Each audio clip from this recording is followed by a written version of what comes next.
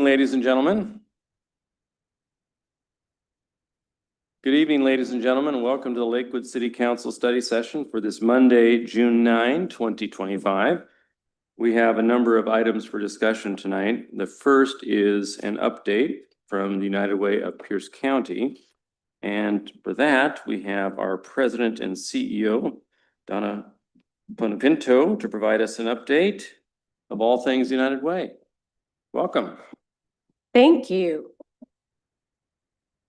Good evening. Good to see all of you. It really has been a while since I've been here. Anyway, how much time do I have before I get started? Mr. Boki says 5 minutes. I'll give you 6. No, you got as much time as you need. Okay. Please, you're welcome. You're our guest. Right. I want to make sure that you do have time to ask questions. So I'll go through some of this quickly and then you can ask questions. Thank you. So, okay. Well, United Way, we have had a busy year, lots going on. And so I'm just going to give you some highlights. I think, oops, let's see, am I not? Okay, there.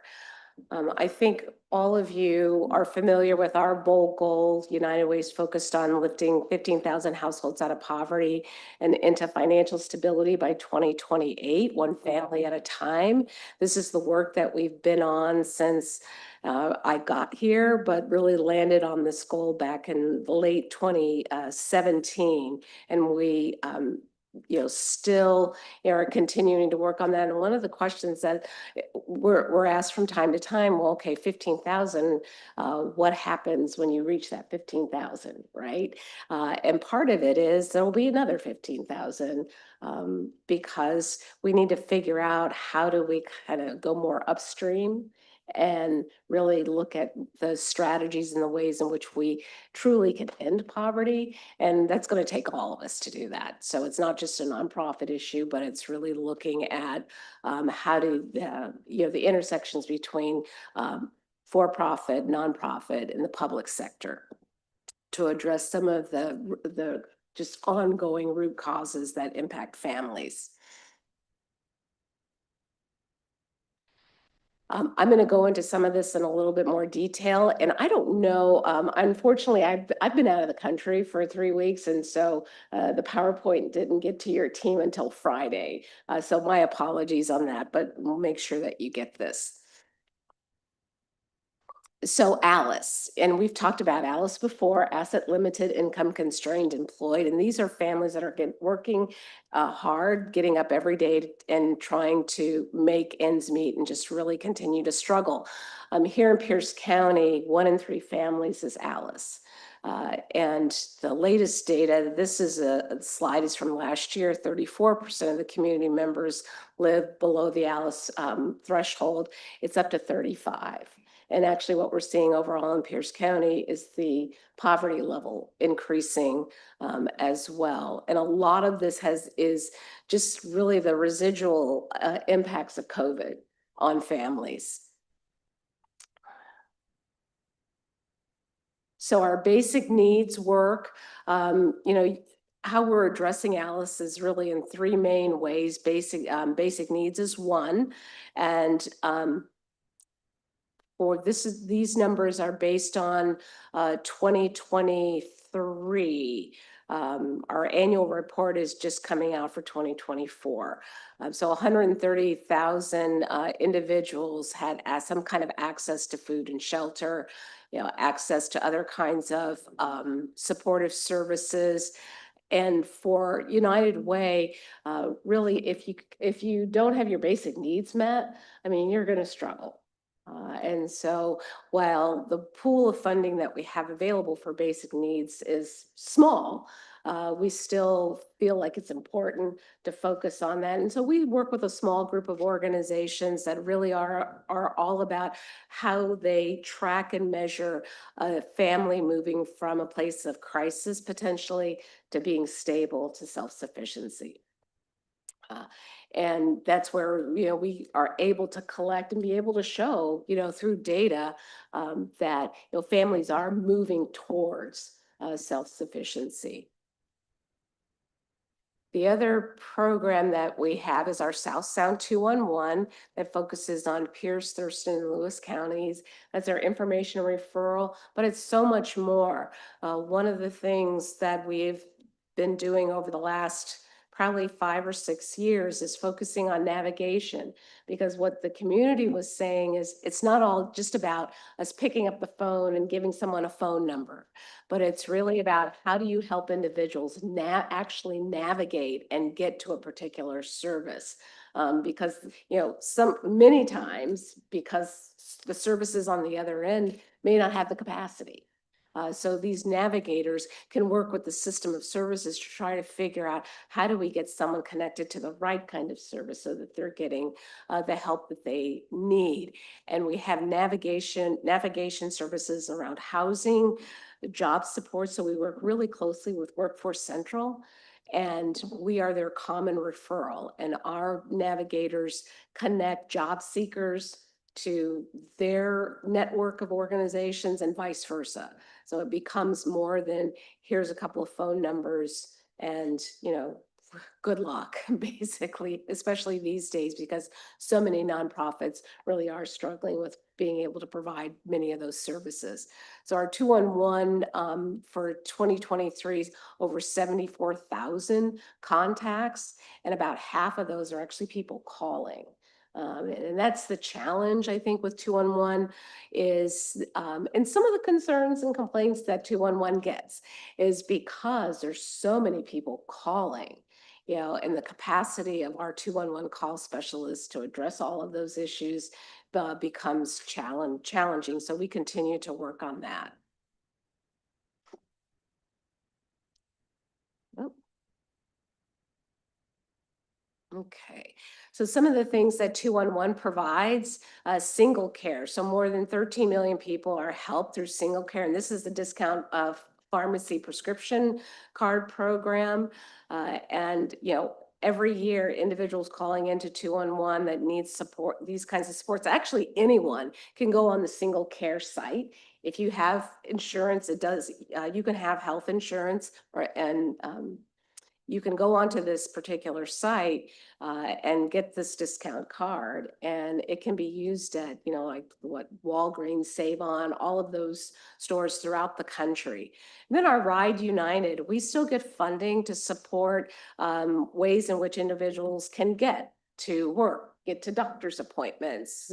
During COVID, it was getting to, the grocery store and other kinds of places, but we also work with, have a partnership with Lyft and United Way Worldwide, which allows my team to be able to go into Lyft's system to connect someone directly to rides back and forth to work, doctor's appointments and other things. And now we're throughout the county. When we first started, it was just in areas of Tacoma, but now it's pretty much countywide. And then we work with family resource navigation. And this is really about how do you connect families with supports that they need for their kids. The three numbers now, it's not only 211, but there's the 988 number that provides crisis support, as well as 911, which provides that first responder dispatch, and trying to really coordinate all of those numbers, because there's times where individuals are calling 911 when really 211 is probably the better resource for that individual, as well as the 988 number. Okay. Our Centers for Strong Families. This is really our signature work. This is the work that focuses on how do you help families build wealth. And we do it through financial coaching, employment coaching, and connecting people to income supports. And we work with trusted organizations in the community. We were working with Clover Park Technical College in this last year, which we unfortunately are transitioning out of that particular relationship only because what we're finding is community colleges are focused on retention, and it was hard for them to also collect the data that we needed for the Center for Strong Family, which is around how are you helping those students build their, stabilize their wealth, build their wealth, decrease their debt. So we're looking at other ways to partner with Clover Park. So we're not done yet. I've been having many conversations with Joyce over at Clover Park. Some of the results for Center for Strong Families, when you think about the Alice families and those families that are struggling every day, and you're able to save money and you're able to decrease your debt, what we saw in 2023, and I think the number in 2024 is over 2,000 average monthly net income increase. That's pretty significant, especially if you have children that are in childcare. So children in childcare is, next to housing, the largest expense in a family. And so we know that when we're helping families increase their income, decrease their debt, and improve their credit scores, they are going to be doing a lot better and going to be able to save and grow their assets.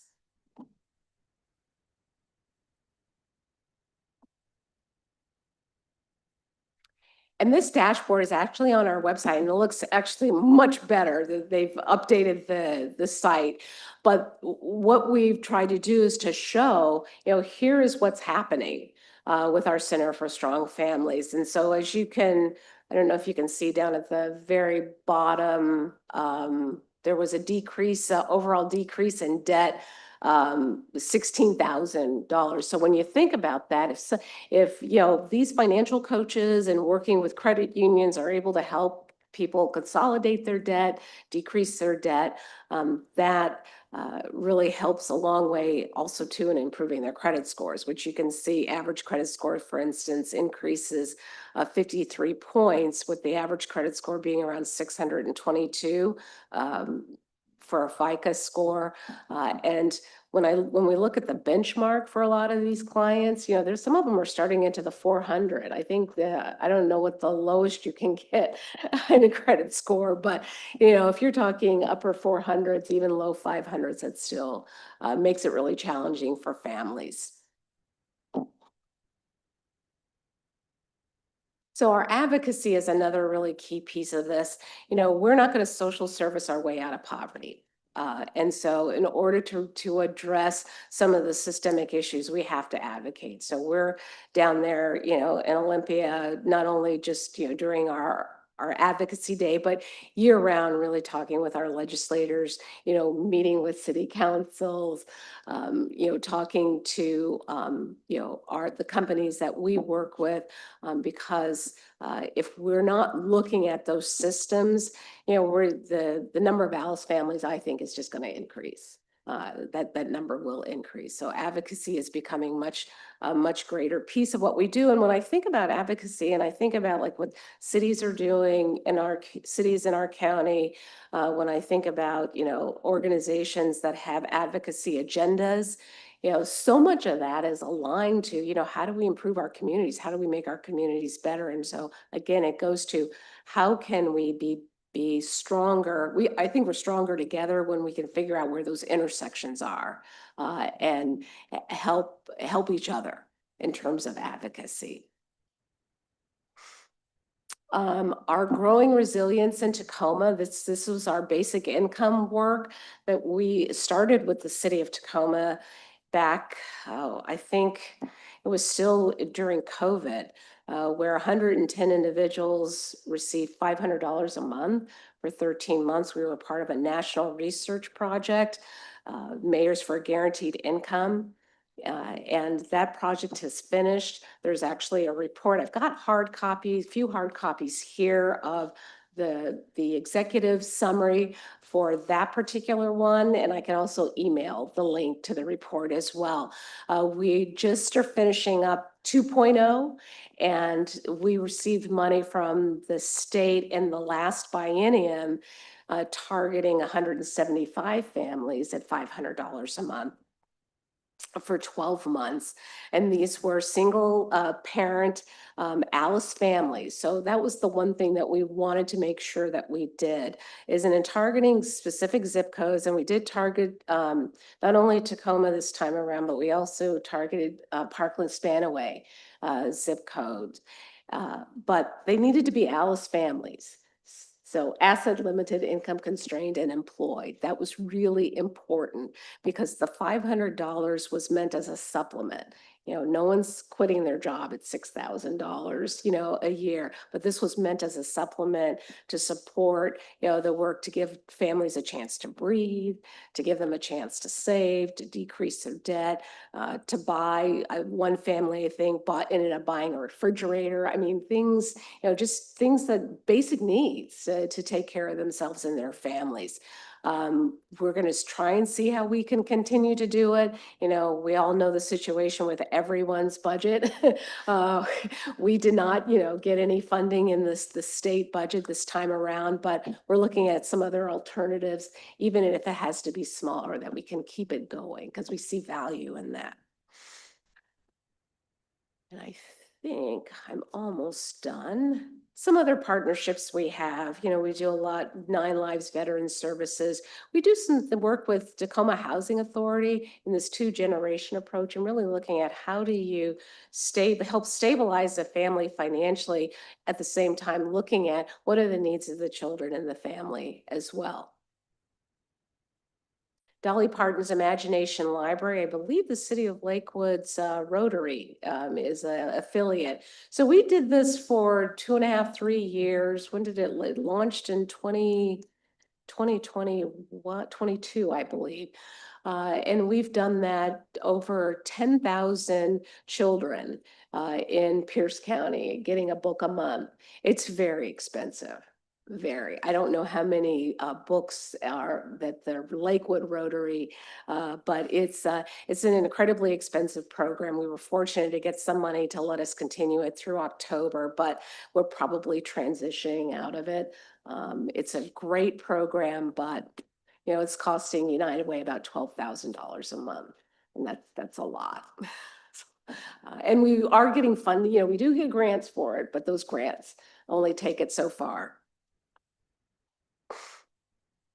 Our asset building work, this is something new. In the last 1.5 years, we've been able to partner with United Ways of the Pacific Northwest to do a lot of asset building work. IDAs, I don't know if you're familiar with individual development accounts. It's match savings program. And working here in Pierce County with our financial opportunity centers, or the Centers for Strong Families, and actually helping other regions within the state develop these accounts. We're seeing people get matched to save for a home, to start a business or to improve their business, and education and transportation. And I don't know the exact number, but I seems to have signed off on at least 20 to 30 of these already, where someone has saved up to $10,000 and then they get a $10,000 match to that. And then we're working with Workforce Central and they have a 2-to-1 match. So there's, you know, right now, I think I've signed off on probably 5 or 6 where someone has saved $10,000 and they've gotten a $20,000 match to put down on as down payment of a home, which is fantastic. I know that there's some funding available in the next biennium, not as much, but hopefully we'll be able to continue a program like that. What United Way is really focused in on is programs that are helping people build wealth and stabilizing them. Our volunteer events, we have them throughout the year. We actually have an event on June 24th. I think most of you may have received the information. If you haven't, I can get it to you. Our Sip, Serve, and Celebrate. It's going to be at the Puyallup Fairgrounds. It's an opportunity to come together to network, to do an activity where we're putting together kits, these snack packs for kids during the summer, as well as getting some updates on United Way and the work that we're doing. And so here's, you know, 6.2 million in the community since in 2023, 357 since 1921. We're actually going to be 105 next year. And out of that 15,000, we're up to 9,800 families that have moved from a place of crisis towards self-sufficiency. And the number for 2024 is 11,000. So anyway, that's the work we're on, and we always appreciate the support and partnership from the city of Lakewood. So questions? Absolutely. Thank you so much for the report and coming. Maybe we can turn down the volume just a little bit. Any questions? Mr. Branstetter. Thank you, Mr. Mayor. Thank you so much for coming with this update about lots of good news. Okay, to be able to go and do that. The number on the last slide, the 9,875, does that put you on a good trajectory to reach your 15,000 goal? Yeah, it does, because that's 2023's number. We just finished, our annual report for 2024 is going to be coming out. It's actually out. If you get our newsletter, it was in the newsletter. And the number is 11,000. So it's over 11,000 now towards that 15. So when do you envision a process to reset the goal for further in the future? Yeah, that's a good question. I know, because 2028 will be here before you know it. I don't know if I'm gonna still be here 2028. But yeah, yes, we need to look at that. I mean, I think, as I mentioned, there's going to be another 15,000, and that 15,000 number is based on Alice.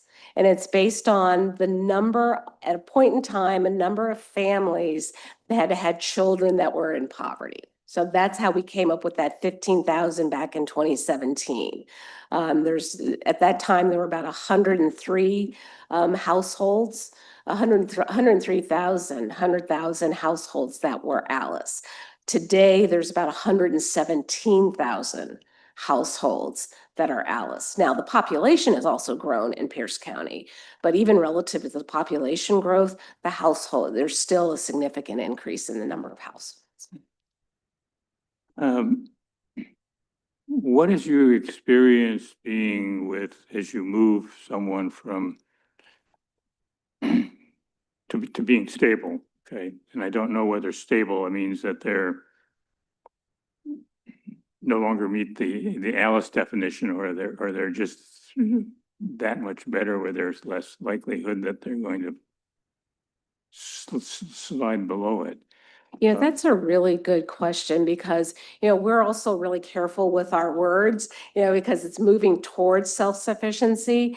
And, we, in the Center for Strong Family work, we can, to an individual, we can track, if they've truly moved to a place where they're above that Alice threshold.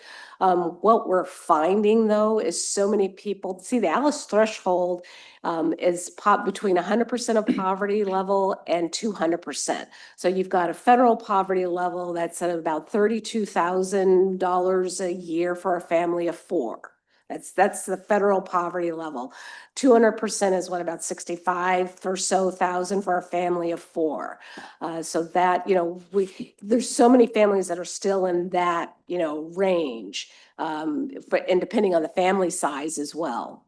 So it's, what we're trying to do is working with our organizations to give us a sense of, are people moving? The whole idea, is, are people moving in a positive direction? And we do know that there's some, unfortunately, things happen in people's lives. And so that's why we focus on Alice, because we want to make sure that Alice isn't falling off the cliff.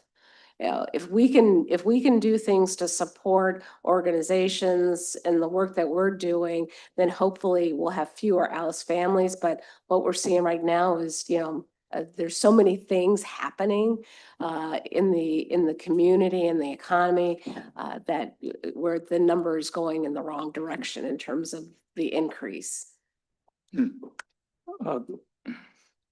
A question, you mentioned your partnership with 5 other United Ways in an asset, your asset building partners. and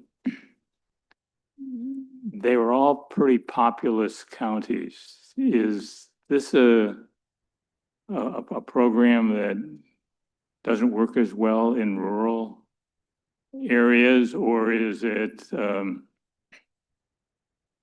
was it just a question of who was interested? Partially, it was a question of who was interested. You know, the model that we have here, we know works. We know that when you integrate and bundle job coaching along with financial management and income support, that families are 5 to 6 more times likely to increase their income, decrease debt, and improve their credit scores. And so there's a lot of interest in the state and how to duplicate this model. Now, it's going to look very different in a more rural community. It can be done, but it will depend on what that community needs, and also to the availability of organizations to be able to provide the services. That's what we're finding here in Pierce County, is that there is a limit to the capacity to be able to provide those services. So for instance, United Way, another thing that we have done is we actually have hired a couple of financial coaches. So we have a financial coach right now at Tacoma Community College. And we have a financial coach working at Workforce Central. Yeah, I was at the Emergency Food Network recently, and we were having a discussion, and they of course rely a lot on volunteers to do a good deal of their work, and they've also been seeing a great deal of increase in people looking to offset some food insecurity that they have.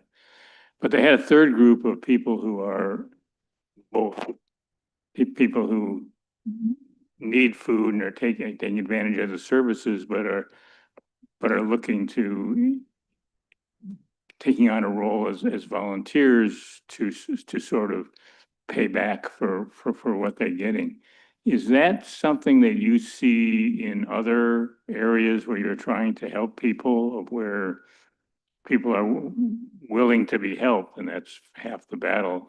But are they also a source of getting people to help each other?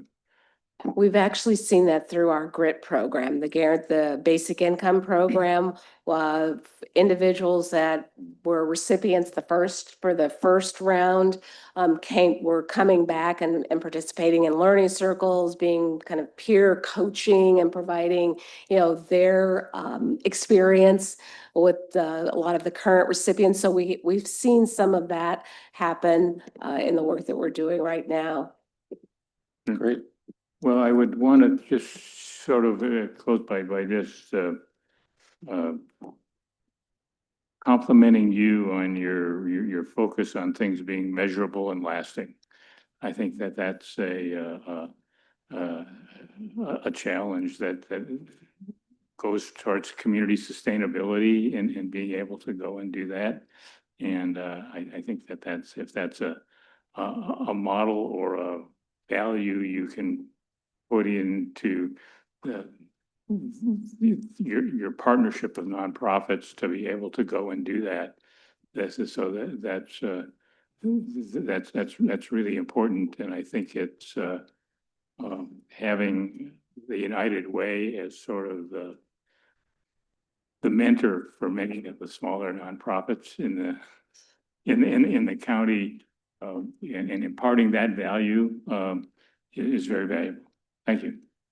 Thank you. Thank you, Mr. Branstetter, Mr. Boki, and then Mr. Loricella.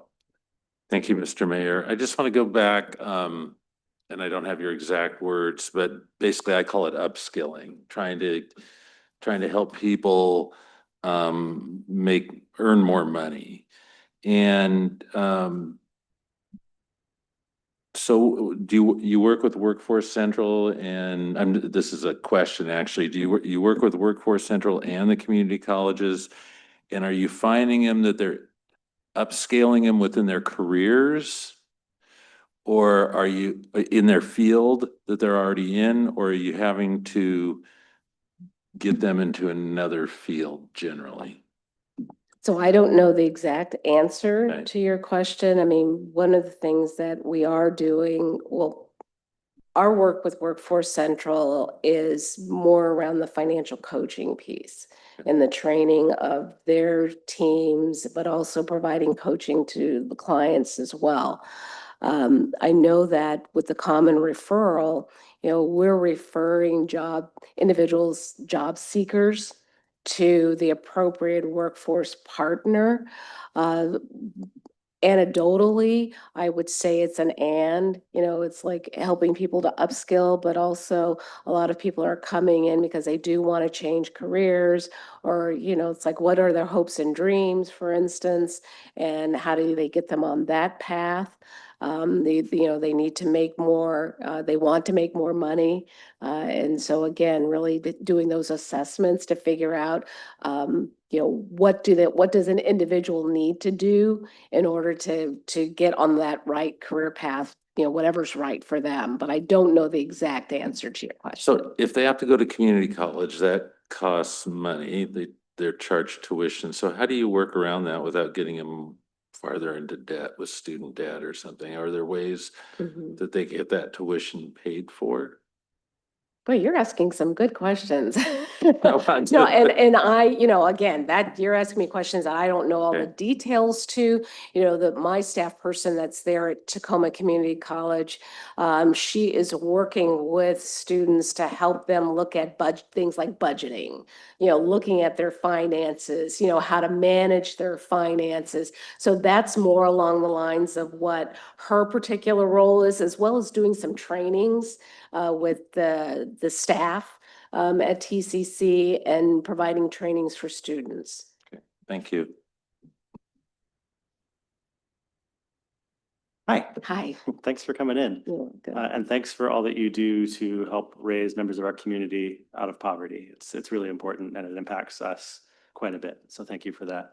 I had a question about your funding sources. Do you get funding from grants from state and federal programs?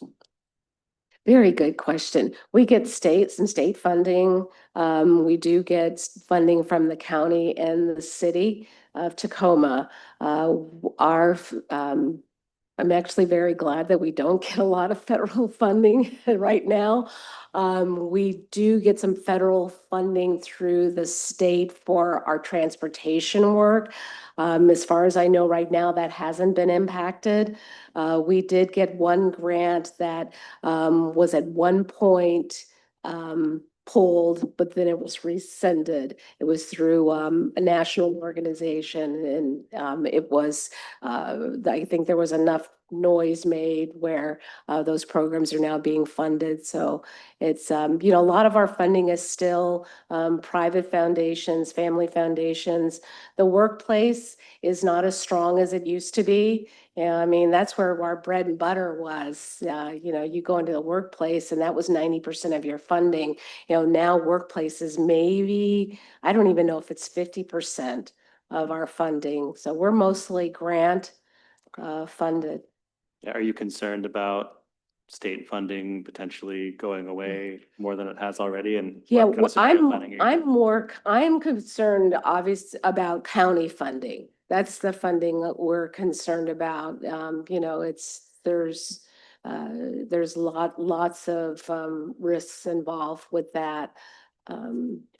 Yeah, I am, the state funding right now that we get, well, that was the GRIT, the basic income program. We just can't do it, at least to the level that we were able to do it this past year. We're always worried, grant funding is also another area, a funder could say, we've been funding you guys for, 10 years now, we're gonna go do something different. So there's always a challenge when it comes to grant funding. We've been very fortunate. We have some loyal foundations that have been supporting us, but funding some of our programs like our 211 is it's $1 million operation. Our Centers for Strong Families is about $1 million operation. So these are not inexpensive programs because we're supporting the partners, but we're also providing a lot of the infrastructure and, the national trainings and certifications, that we bring in to make sure the coaches are trained and certified, because these are not financial coaches, for instance. They all have a financial background.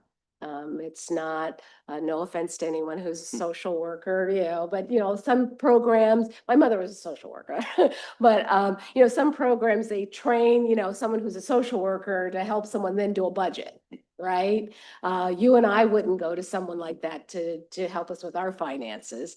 And so we really want to make sure these programs have a lot of dignity built into them, and that individuals that are, just because the individual is low to moderate income doesn't mean that they shouldn't have the opportunity to talk to someone, who has an understanding of finances.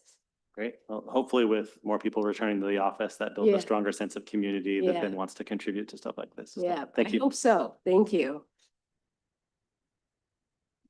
Deputy Mayor? Thank you, Mr. Mayor. Good afternoon. Welcome back. Thanks. Good to see you.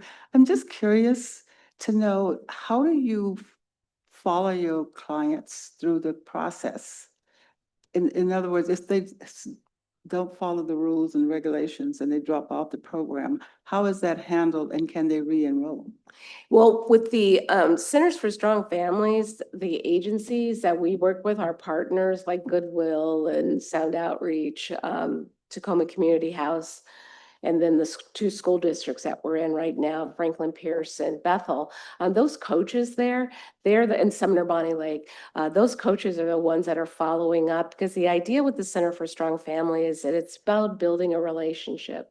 And it's making sure, how are those coaches continuing to connect with their clients, on more than just a yearly basis.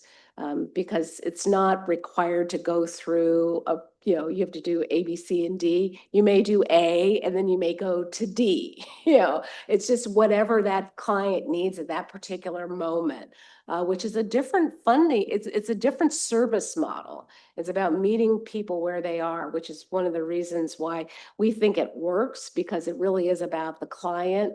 And they do not need to be there, every week, but many come back, and they do. There are some that, I've gotten what I need, I'm on a right path. Something may happen in their lives, and we've heard of clients coming back and continuing to get the support they need from the coaches. It sounds like it's not a reoccurring thing then. It sounds like it's not It's what. not reoccurring, there's not something that's happening often.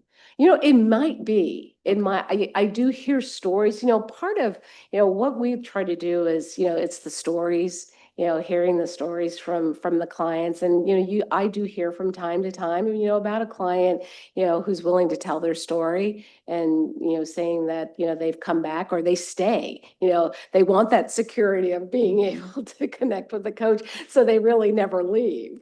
And they're continuing to be a part of that organization. Yeah, thank you. So last question, of the 11,800-ish, up to 15 that we're working to raise out of poverty, do you have numbers on cities within Pierce County that are part of that success? Do we know, like the Lakewood numbers, for instance? You know what? I would have to get those to you, and I'm so sorry. I should have had that tonight. But yes, we do. We have all of those. We have all of those numbers, so I can get that Sure. to you. Yeah. And we have our 1% for human services funding the application process annually. So Mhm. how can we be a better partner to United Way? Yeah, I think, for me coming here, and also too, are there, I always like to say, what can we do for Sure. you in the city? We, I've always been one to make sure that this is, that we're taking care of the whole county, that United Right. Way is really looking at what are the needs of the entire county. So how do we get the city more connected to our work? I know that the funding was focused on a particular area that I don't think we fit into. And I don't know if that's changed or not, but to me, sometimes, money's great, but I think relationships are very important. And so how do we build that relationship with the city? I think one way we can help is we have great data, this Alice data, we have it by zip code. So, I can make That would sure be that great. you get that information. It is on our website. We have a whole Excel spreadsheet that anyone has access to. You can pull the zip codes from, the city of Lakewood, and you can see how many Alice families are in these zip codes. The data is almost overwhelming that you can have access to, as you're looking to support and fund programs in the city of Lakewood. We can help, if you're not familiar with a particular organization, or if you want to know if other people have funded them. Those are the kinds of That's a things great that idea. we can help with. Very good.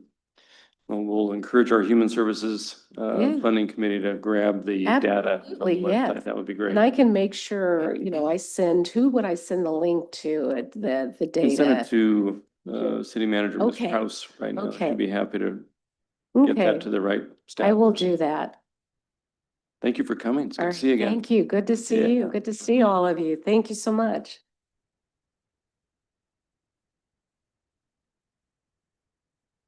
Well, next we have a presentation, our economic development presentation by our friends at the Tacoma Pierce County Economic Development Board.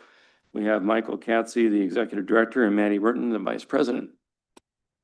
As a former chair of the Economic Development Board and a member for 6+ years, welcome. Good to see you guys again. Can I get the clicker? Thank you. Let me see. Do I need to click for, oh, you're going to load. Well, good evening, everyone. It's nice to be here. Thank you for having us, and we really appreciate the opportunity to come here and talk a little bit about who we are, what we do, and the impact we have on the community. It was kind of interesting to be here with Donna and the United Way, and then we were talking before the meeting, and we were both saying we do the same work, we just do it from a different perspective. And it's all about ensuring we have communities and an economy that is thriving and that people can grow into, have the economic mobility to move through and up and be able to earn a solid wage and salary that allows them to not just meet their basic needs, but actually exceed those basic needs and be able to provide for a family, have a career, send kids to school, have the food that they need, a roof over their head and all the rest of it.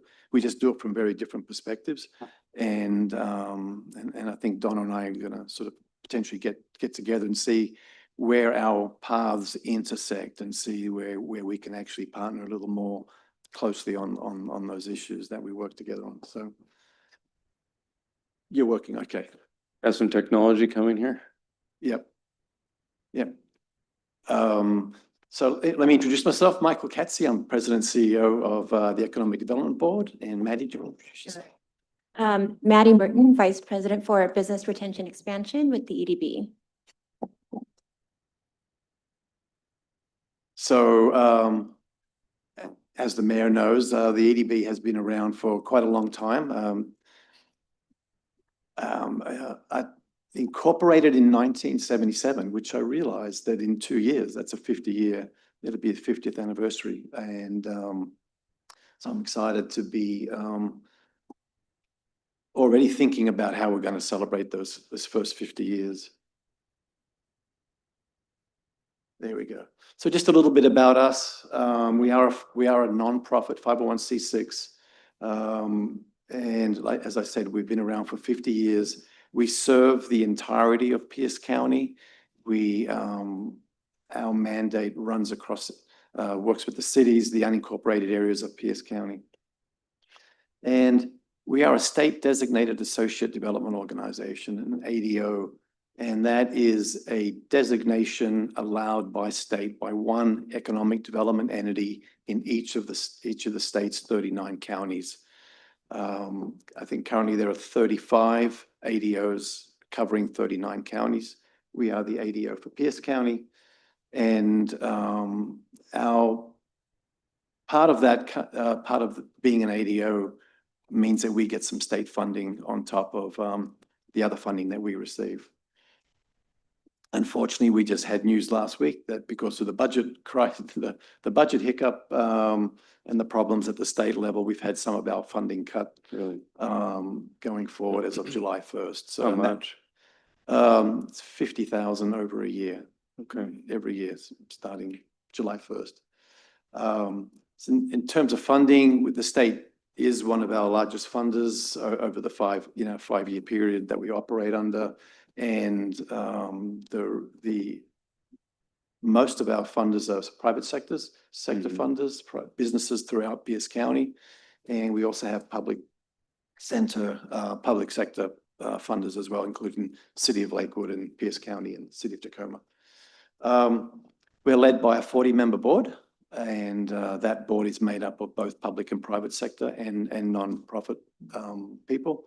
And we have an 11-member executive committee that is predominantly private sector. We, over the last, I think, 48 years now, we've helped facilitate the generation of about $1.6 billion in capital investment in Pierce County, and sort of helped through the creation of 25,000 jobs across that time. Of course, we don't create jobs. That's not what we do, but we help facilitate others creating jobs, creating investment, and that's our role. But I'm happy to answer any questions as we go along, or do you want me just to keep it to the end? We can certainly see if there are any questions going along. We're going to probably talk about lead generation, how we're faring in terms of project identification in Lakewood. Certainly we're part of the bigger whole with Pierce County. It's, raising the bucket for the county raises it for all of us.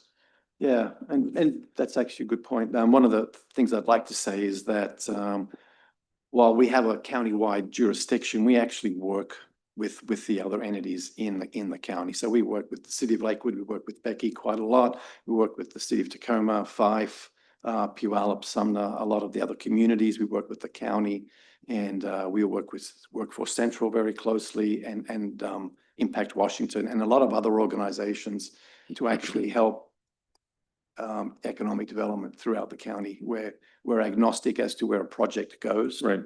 We believe that a win in Pierce County is a win for everybody.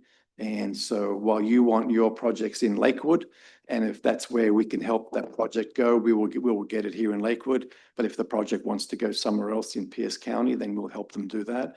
And that businesses, the labor shed that they draw from means that people from Lakewood will work there. And if the business is here, people from other places in the county will work here. But we want those businesses in Pierce County, and that's our main focus.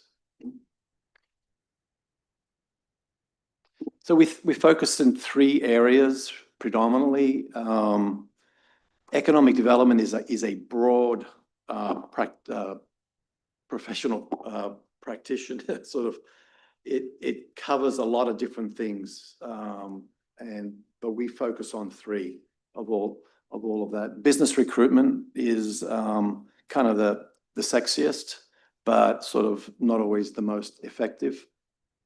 And that is when we either go out and actively recruit businesses to move here, or we work with businesses that are interested in moving here and helping them to get here. So these are businesses from outside of Pierce County who'd like to move here or are thinking about moving here. We work with them very closely.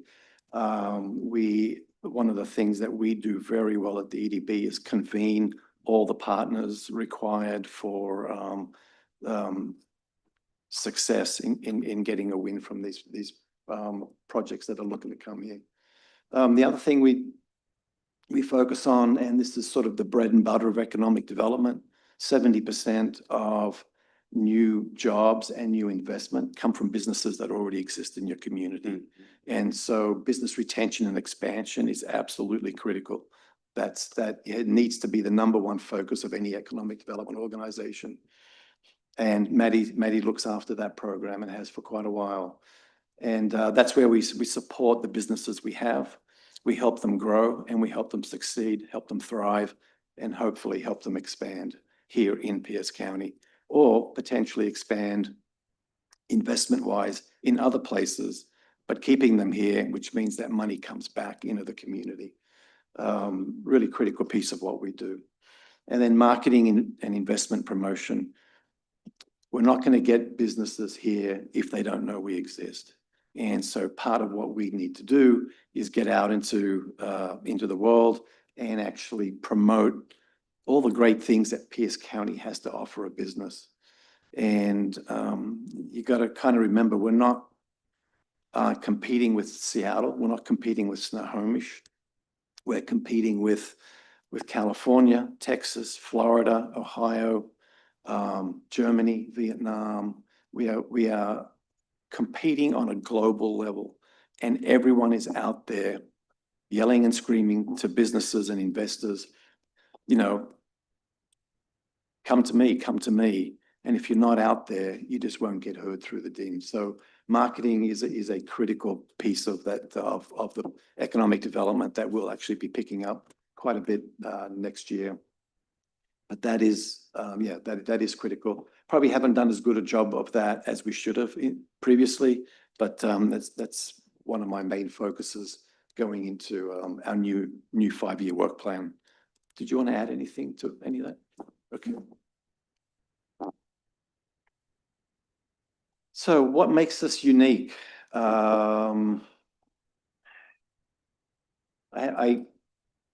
This can be somewhat of a complicated chart here, but it was the only way I could actually get to sort of explain what makes the EDB unique compared to other economic development organizations in the county or even in the region.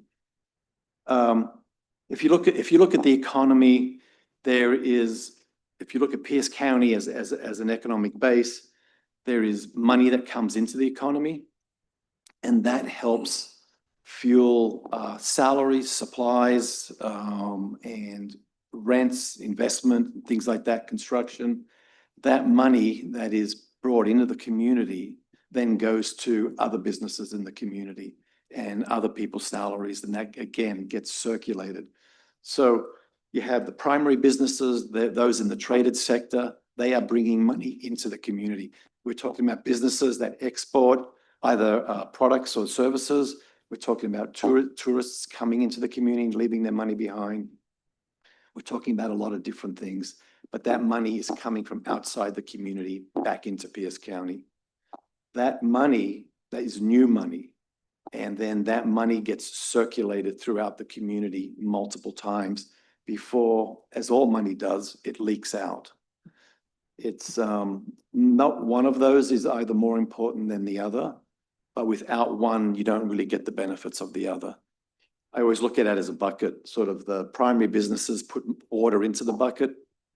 Local businesses circulate that water in the bucket as long as possible before the holes in the bucket start to leak out that money. So you need this constant new money coming in to help feed the local economy. And it's a symbiotic relationship. And it's not one is more important than the other, but they're both critically important together.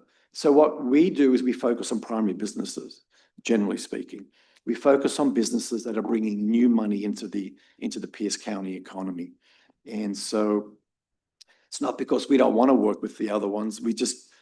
The other businesses, we just don't have the bandwidth for one thing. And I think by focusing on primary businesses, we're actually able to be more effective in getting that money in there. There's a lot of other economic development organizations, other organizations within the county and within the state that actually focus on small businesses. And we'd be duplicating a lot of those services. So we're trying to fill a gap that not many other people are doing. I know that can be a little bit complicated. Any questions on that before we go on? Councilmember Branstetter.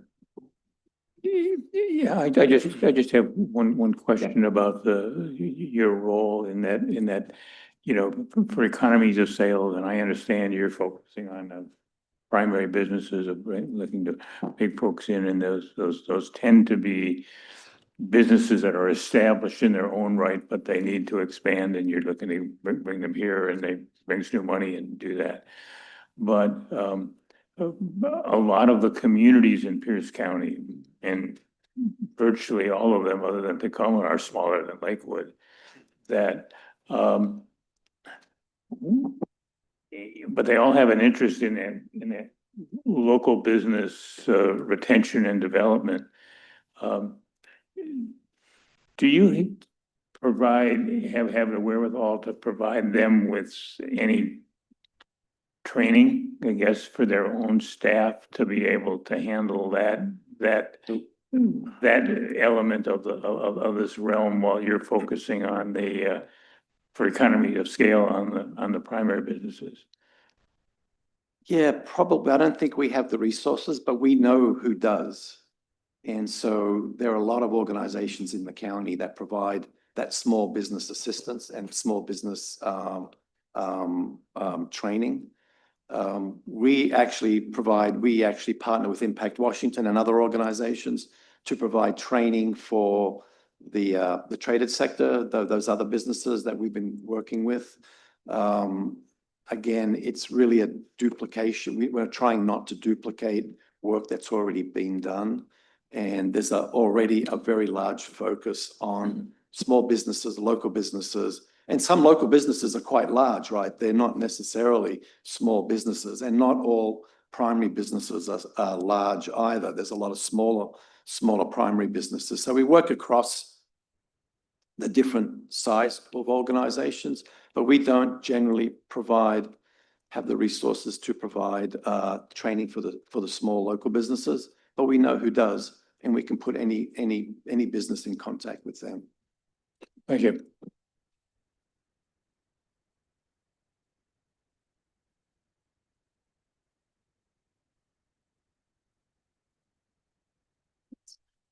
Perfect. Let's just skip one.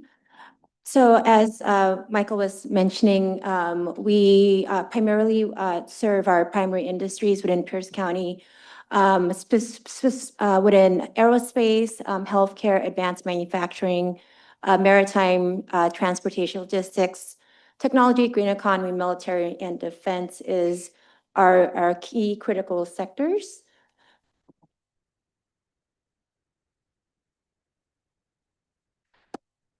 As far as support for businesses, it really depends on the size of the business, what's going on with that business at that particular time. But we do offer menu of services. So if a company were to come into to town and wanted to site a new location, we have the ability to provide site search assistance for them confidentially, at obviously no cost.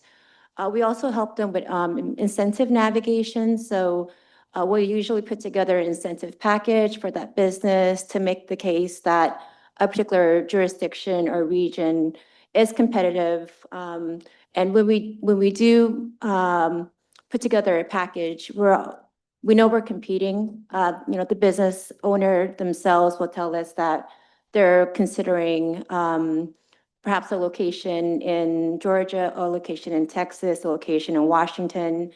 And so we always want to ensure that we're putting our best foot forward in our incentive negotiation and our incentive offer to that business. What we do find, what helps our communities do well is when we have a particular jurisdiction that has streamlined permitting, the ability to provide that business with certainty in the process, the ability to cut through red tape.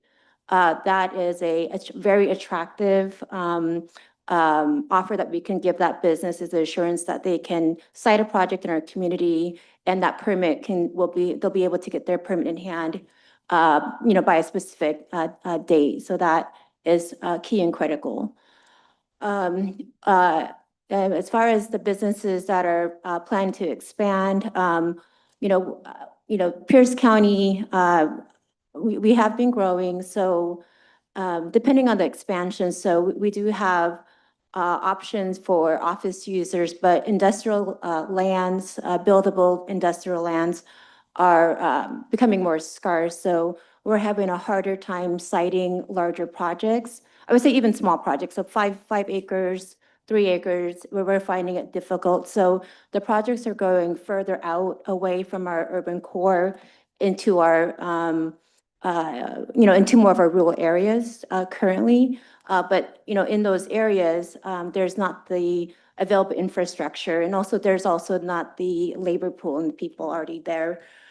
We have been doing quite a bit of work with tariff resiliency. That has been kind of a key issue in all of our businesses that I've been talking to. And we're providing support and resources and just making sure that there is, the businesses know that there's support for them and that there is opportunities to help them plan and work through some of those challenges. We work closely with our partners here in Pierce County. Workforce Central is one of our key partners. We also partner closely with Clover Park Technical College. We've also brought employers onto JBLM. One of the key issues with employers here locally, they don't know how to recruit military, or they don't know how to access the base, and what are the opportunities for a local employer to hire transitioning service members and families. So we've coordinated tours of the America Jobs Center on base.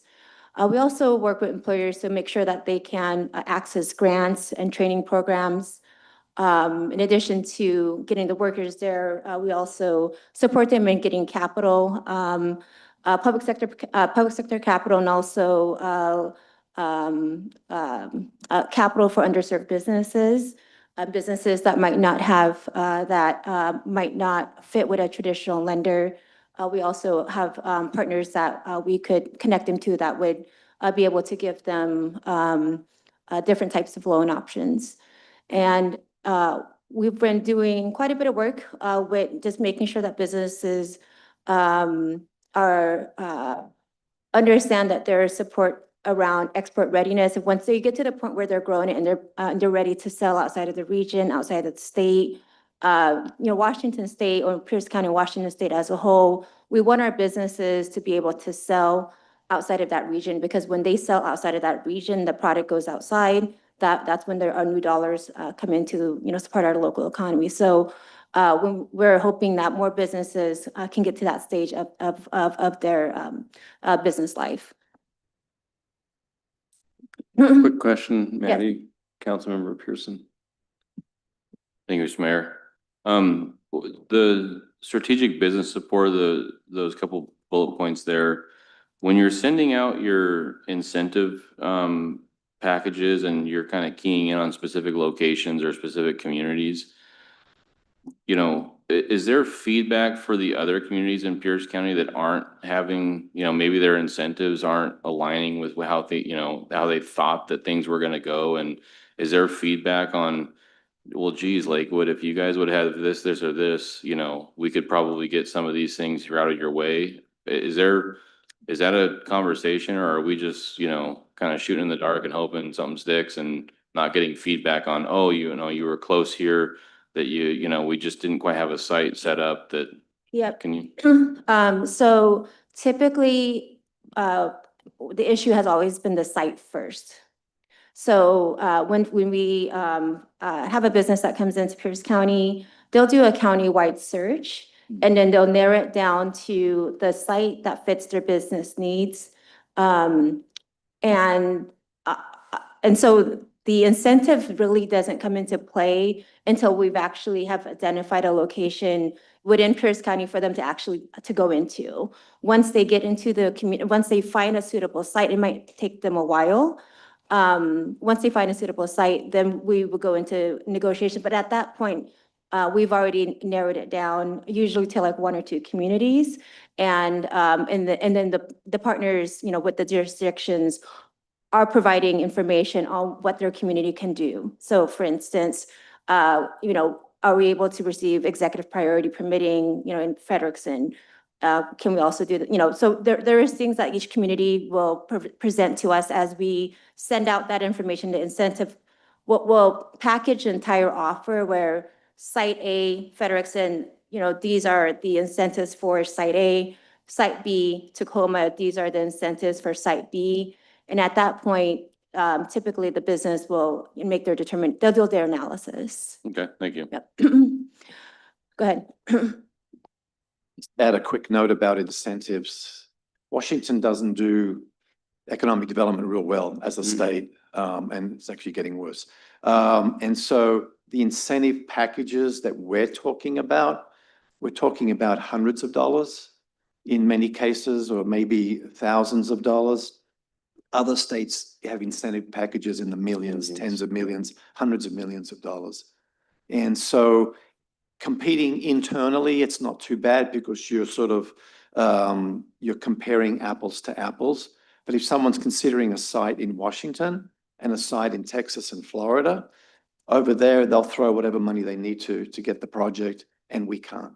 And so it's really tough sometimes, especially if incentives are important for the company. For most companies, incentives are the last thing. If you have two equal sites that are just perfect in every way, and this one's offering you $20 million in incentives, and this one's offering you $2,000, you'll go with the $20 million is. But it's really usually the last thing that most companies are concerned about. Michael, what are you finding from your communications with the potential companies looking for site selection or choosing between Washington, Texas, Florida, wherever? What are you hearing about the impacts on state taxation issues and legislation? I don't think they know about that yet. The taxation in the state is, I mean, we like to quote that we don't have corporate tax, we don't have a personal income tax or corporate income tax, but there's so many other taxes that you get nickeled and dimed. And this last tax package that the state passed is, once it's put into place and businesses start to add that up, it's going to be really interesting to see their response to that. But right now, I think it's under the radar, but I think we're going to see the impacts of that pretty soon here. Yeah, and not good impacts. No. Yeah. And it may even be hard to hold businesses we already have. It just makes us less competitive as a region. So, and then also going back to incentives, some states will offer land, a building that they could already move into, tax abatement for 10 years. So there's a lot of other things besides cash that other states will be willing to do, depending on the project. So as far as, we also wanted to just make sure that the city, we provided in your packet a current economic overview as well, pretty detailed, but I'm just going to pull out that I wanted to note that your top sector, well, number one, you have as you probably already know, you have a high percentage of veteran population, 10.1%. Usually the national average is about 6 to 7%. And that is a competitive advantage for Lakewood. You also have high industry cluster with healthcare. Healthcare after military is your highest sector with 12,349 workers. Your fastest growing is professional services. Public administration also has the highest wage, one of the highest wages. I would say public admin and finance has the highest wages. And we excluded JBLM from this list because they didn't poll in that report. A couple things on Donna mentioned, what are some of the things that could help students that are going to you asked the question about tuition and how can you afford to go to tuition and then or work. So we recently had an example, Virginia Mason Franciscan Health, which has St. Clair Hospital. A couple of years ago, about 3 years ago, they reached out to us and they wanted to build an entry-level pipeline for healthcare. The program, we vetted the program with all of the colleges here in Pierce County, 5 colleges, 5 of our colleges all presented. They ended up selecting Clover Park Technical College as the site for a brand new program. That program just launched in January. I think the really great thing about this program is that it's fully funded. So Virginia Mason is completely 100% paying for the tuition for 6 weeks, and it's an accelerated program. They're also they're doing the training at Clover Park, but doing all the clinicals and also offering teachers at Virginia Mason.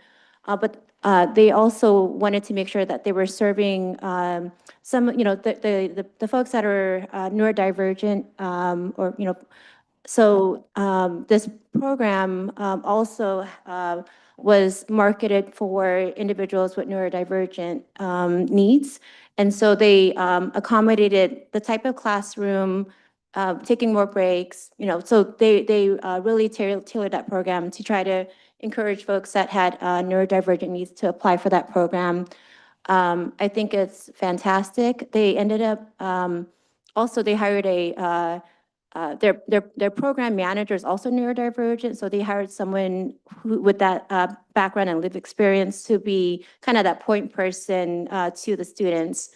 So they also had the training, but also they were paid as well. So they got tuition paid, but also became an employee of Virginia Mason Franciscan Health. So they had earn while you learn model, which I think more employers, I think that's going to help a lot more families, here in Pierce County move up if, there's the ability to create programs similar to that, because now you don't have to decide between going to school and having to, earn a paycheck. So, so 9 graduated in January. There's going to be another cohort that's starting in July. The January cohort actually had capacity for 20 students, but the timing of when they launched was around Thanksgiving and the holidays, and so they didn't have enough time to market. So we're hoping that more folks would be aware of the program and that they can continue to build out that pipeline.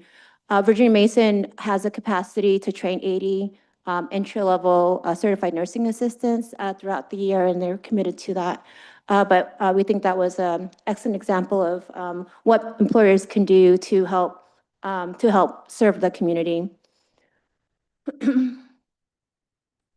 And this is an example of Pierce County Manufacturing Day. I'll just quickly mention that manufacturing is a key sector for our region, but there's not enough capacity building right now to serve businesses. There is a need in the community for manufacturing businesses to connect with youth, but there's not a lot of programs around that. So if, I know City of Lakewood proclaimed one of October as Manufacturing Month. I hope that there would be, in future more support. We kind of pulled that together with zero budget, all volunteer planning committee. The facility was, donated by Clover Park Technical College, and then the employers was actually the one sponsoring the event. So the food and the activities there were all employer sponsored. And as a profession, economic development, and Michael had already alluded to this, but we look at it as if we are working to provide resources to a business, and we can help that business overcome barriers strategically. That business has the ability to create new jobs, invest in the community, and help pay for things like parks and roads and, through taxes. The employees, give back to the community. They are part of the social fabric of our community. And then, all these other benefits come from that as well. And so it's a nice, I would say graph of how we look at that.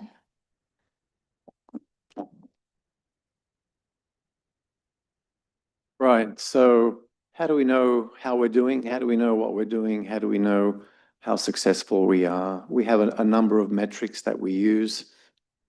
And the interesting thing about economic development is that very rarely does a prospect come to you and 2 weeks later said, we're going to do this site. And 6 weeks later, they got all their permitting done and they are ready to go within a year. That just doesn't happen, right?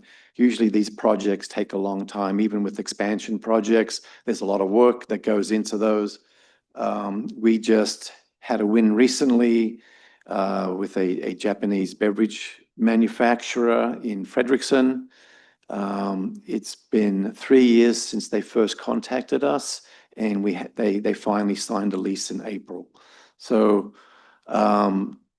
that's the type of timelines we're working on some of these projects. I mean, I was working at Tacoma Public Utilities before EDB. I was the economic development manager there. I would work with Maddie and Sarah together on some of these projects, and they can take years, and they can be 3 years in the making and then they're gone. Or they can be, 2 years in the making and we get a win. So we tend to measure our success in 5-year increments because it just doesn't make any sense to do it over a year. So we did an economic impact analysis. So we used an in-plan model to look at the impacts of 12 projects that we were directly involved with that have chosen Pierce County to either locate or to expand into. I'm just going to go very quickly to the next one. These are 11 of the 12 projects. One of them is not ready to come out and say who they are, but they have done the work, and there's a lot of confidentiality in economic development. But these are the 11 of the 12 companies that we count as wins from 2020 to 2024. And no, wrong way. Excuse me. All right. So 12 wins in that time period. There was a total of $217 million in investment across the county out of those 12 projects. There were 2,874 direct jobs created by those 12 companies because of the projects coming here. In addition to that, there were additional indirect and induced jobs for a total of new jobs created of 3,845. There was $840 million in annual business output that resulted from those 12 projects. That's not just direct, that's direct, indirect, and induced. As you can see, 267 million in new personal income, 52 million in new annual tax revenues, 177 million in new annual consumer spending. That money is going back into the community, back into those local businesses, and then that helps grow the economy from within. What we like to do is do a return on investment. So we have investors, public sector, private sector, that fund the work that we do, and how we, I believe, need to show you the work that we're doing and how well we're doing. So we track some of this as return on your investment, right? So with the private sector, for every dollar they invested in the EDB, they received back $24.22 in annual new corporate profits. Quick question, Michael. Yeah, sure. Yep. Yeah, I apologize. I just trying to process the slide in my mind. Yeah. And I understand direct jobs and indirect jobs, but I'm having trouble processing what an induced job is. Yeah. So it comes down from So the indirect healthcare job. field, Yeah. What's that? in the healthcare field, perhaps, but it was a Yeah. bad joke. Induced jobs, the hard labor force. Direct jobs are those that, come directly from the new project.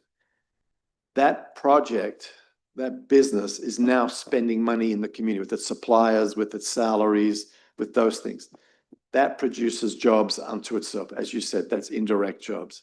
Induced jobs are when that group of people are then spending money in the community, because there's a direct line between the two. So those induced dollars are coming from directly attributed to that secondary group of businesses that are impacted by, do you understand what I'm saying?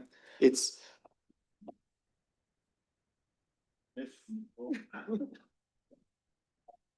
Giving birth How do you track that? yeah, so there is an economic output analysis program called IMPLAN. And it is probably one of the better known in the world. And basically what it does is it measures the inputs and the outputs that are generated through investment. So in a particular industry, in a particular community, there are what we call multiplier effects. So for every dollar invested by that business, there are certain multipliers that dollar isn't just $1. If you're in the healthcare industry, you'll have and depending which part of the healthcare industry, you'll have a different multiplier number for each of those dollars that goes through the community. And it's a model used by pretty well everyone, and it's very robust. And so I'm not an economist, and I don't know the ins and outs, but it is a standard economic input-output model used by most So organizations. that three-level direct, indirect, induced, and it comes from, there's a commonly accepted model so Yeah. that when we're comparing Pierce County to Multnomah County in Oregon, that we're at least comparing apples and apples. Exactly. Although Multnomah County may have different multipliers for the same industry than what we do here in Pierce County. In some industries have a higher multiplier than others. So if you look at the oil and gas industry, where I used to live in Alaska, oil and gas have a very high multiplier. So every dollar invested, you're getting $8 to $10 or $12 back. Whereas a grocery store, you may only get $1.50 back for every dollar invested. Do you know what I mean? So each of these industries have different multipliers attached to them based on not just the industry, but where they're located as well. So it's close to apples. So on the 12 projects that you showed on the earlier slide, the 11 that you showed us, they covered a range of industries to do that. Which ones on that slide had in your turn, highest multiplier? Probably the manufacturing jobs and aerospace. Where are we? Yeah, I would probably say Sekisui and actually even Infoblox may have had fairly high. The Infoblox is a cybersecurity company. They may have a fairly high multiplier as well, just based on the type of industry that they are. But Thank you, Brent. And we can send you that report if you want to dig through it. And it's 30 some pages long, but I wouldn't quote numbers that I can't back up, and that I need to pass the red face test. And I'm very happy with the IMPLAN, and so I feel like I can do that. But I just want to finish off the return on investment. So for municipalities in Pierce County, for every dollar they invested in the EDB, they got $7.05 back in new annual tax revenue. And the state of Washington, for every dollar they invested, also received $23.86 back in new annual tax revenue. So those profits and new tax revenues will continue to come in year after year as long as those businesses stay. So it's not just a one-time economic impact. These are annual impacts. And I think with that, happy to answer any questions. The state's getting a better deal and getting more taxes. Sorry, we just wanted to also mention that the EDB does host one annual event, which is our annual meeting. That's where we showcase economic development projects. We nominate, we announce our Excellent 10 winners, which City of Lakewood has had projects that were Excellent 10 winners. We also unveil our Golden Shovel, and we'll be restarting a program where we'll bring investors out in a community to showcase what's happening in the community. We're calling those investor briefings. Very good. Councilmember Pearson. Thank you, Mr. Mayor. Thank you for the presentation. Lots of good information. Out of these 12 projects, and I guess just generally speaking, is it that easier or do you find that most of our kind of projects are coming from Pierce County and these other, or sorry, from King County and these kind of surrounding areas in Washington, because we don't have as many, you know, resources or tools to kind of bring the reins in for some of these other projects that are trying to compete with Texas and other places? Where are you finding most success, I guess? Is it other areas in the state or International. Yeah, do you want to? So, well, Pierce County, so we see a natural attrition of businesses that flow from King County for various reasons. So we're not poaching or going to King County and offering them, you know, an opportunity, but they will. So we do see a natural flow of businesses that are exiting King County and moving south, and you know, cost of living, cost of operations. They don't have the ability to expand the labor pool. So there's a variety of factors. So in those instances, if we have the availability of space and land, we usually end up landing here in Pierce County. And also, I will also mention that we also have companies in Pierce County that are trying to grow and expand. And if we don't have the building or land for them, they are flowing south as well, like to Thurston County as well. So we are seeing that flow. The majority of the businesses are here, you know, because of our competitive advantages. We have a port, we have JBLM, a very connected interstate highway system, and also rail. We've seen a lot of direct investment from foreign direct investment, so particularly with the Japanese. Michael just mentioned that we're landing a Japanese beverage manufacturer, beverage manufacturer. But the Japanese have had invested about, let's say like $500 million or close to $500 million within like the last 10 years alone, and particularly within the aerospace. So aerospace, as far as like the sector that does very well for us and where we compete as a state, and we win, I would say like 51% of our projects in aerospace because of Boeing. They come here to be closer to the supply chain and to locate here, you know, with final assembly. So. thank you. Can I just say that Maddie and I are actually going to Paris Air Show on Thursday. Actually, we have appointments with about how many? 17 companies that we are actively recruiting.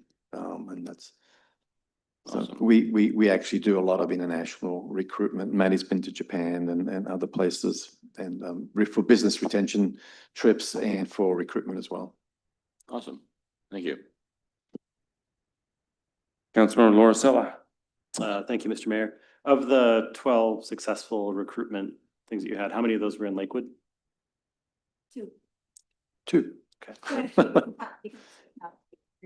That's three. Yeah. Nice. Yeah, because of St. Clair. Makes sense. Are there things that we can do as a council to help further push business into Lakewood or to attract new industries? Yeah.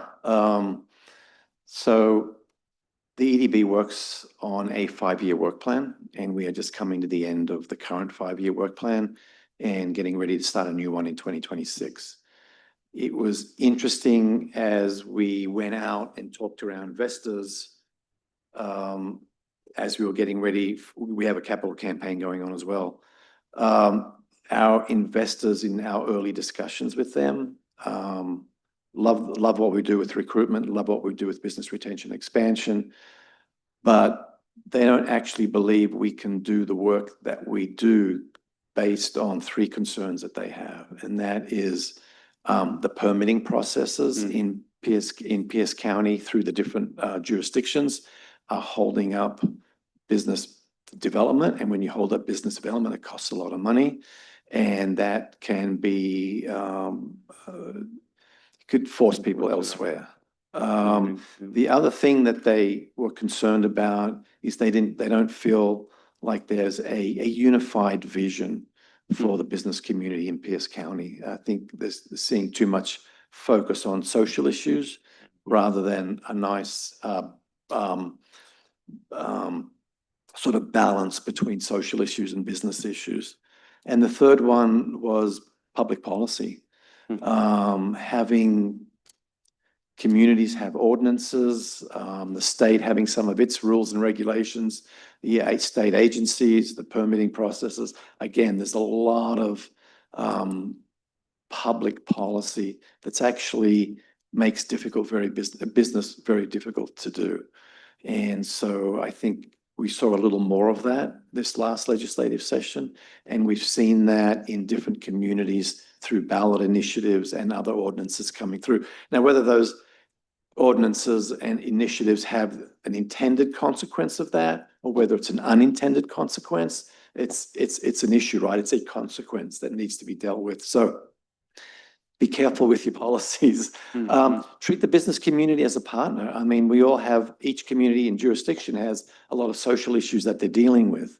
Oh, I think the business community is a great partner for you to help keep those revenues coming in, but also provide, if you have a healthy economy and it's growing and it's thriving, there's a place for people to go. There's a place for people to get a job, build a career, be able to afford to have a family and meet their basic needs and more. And so I would treat the business community as a partner, and not just the revenues, but also in how some of those social issues that you have to deal with get dealt with. So If I could follow up on that question, Michael. So given your perspective, and certainly Maddie, you've been doing this a long time, how effective in communicating that message was the business community this year with the legislature? And if not as effective as they might have been, what can we do to help be the catalyst to be more effective the next time around? I spent more time in Olympia than I wanted to this year.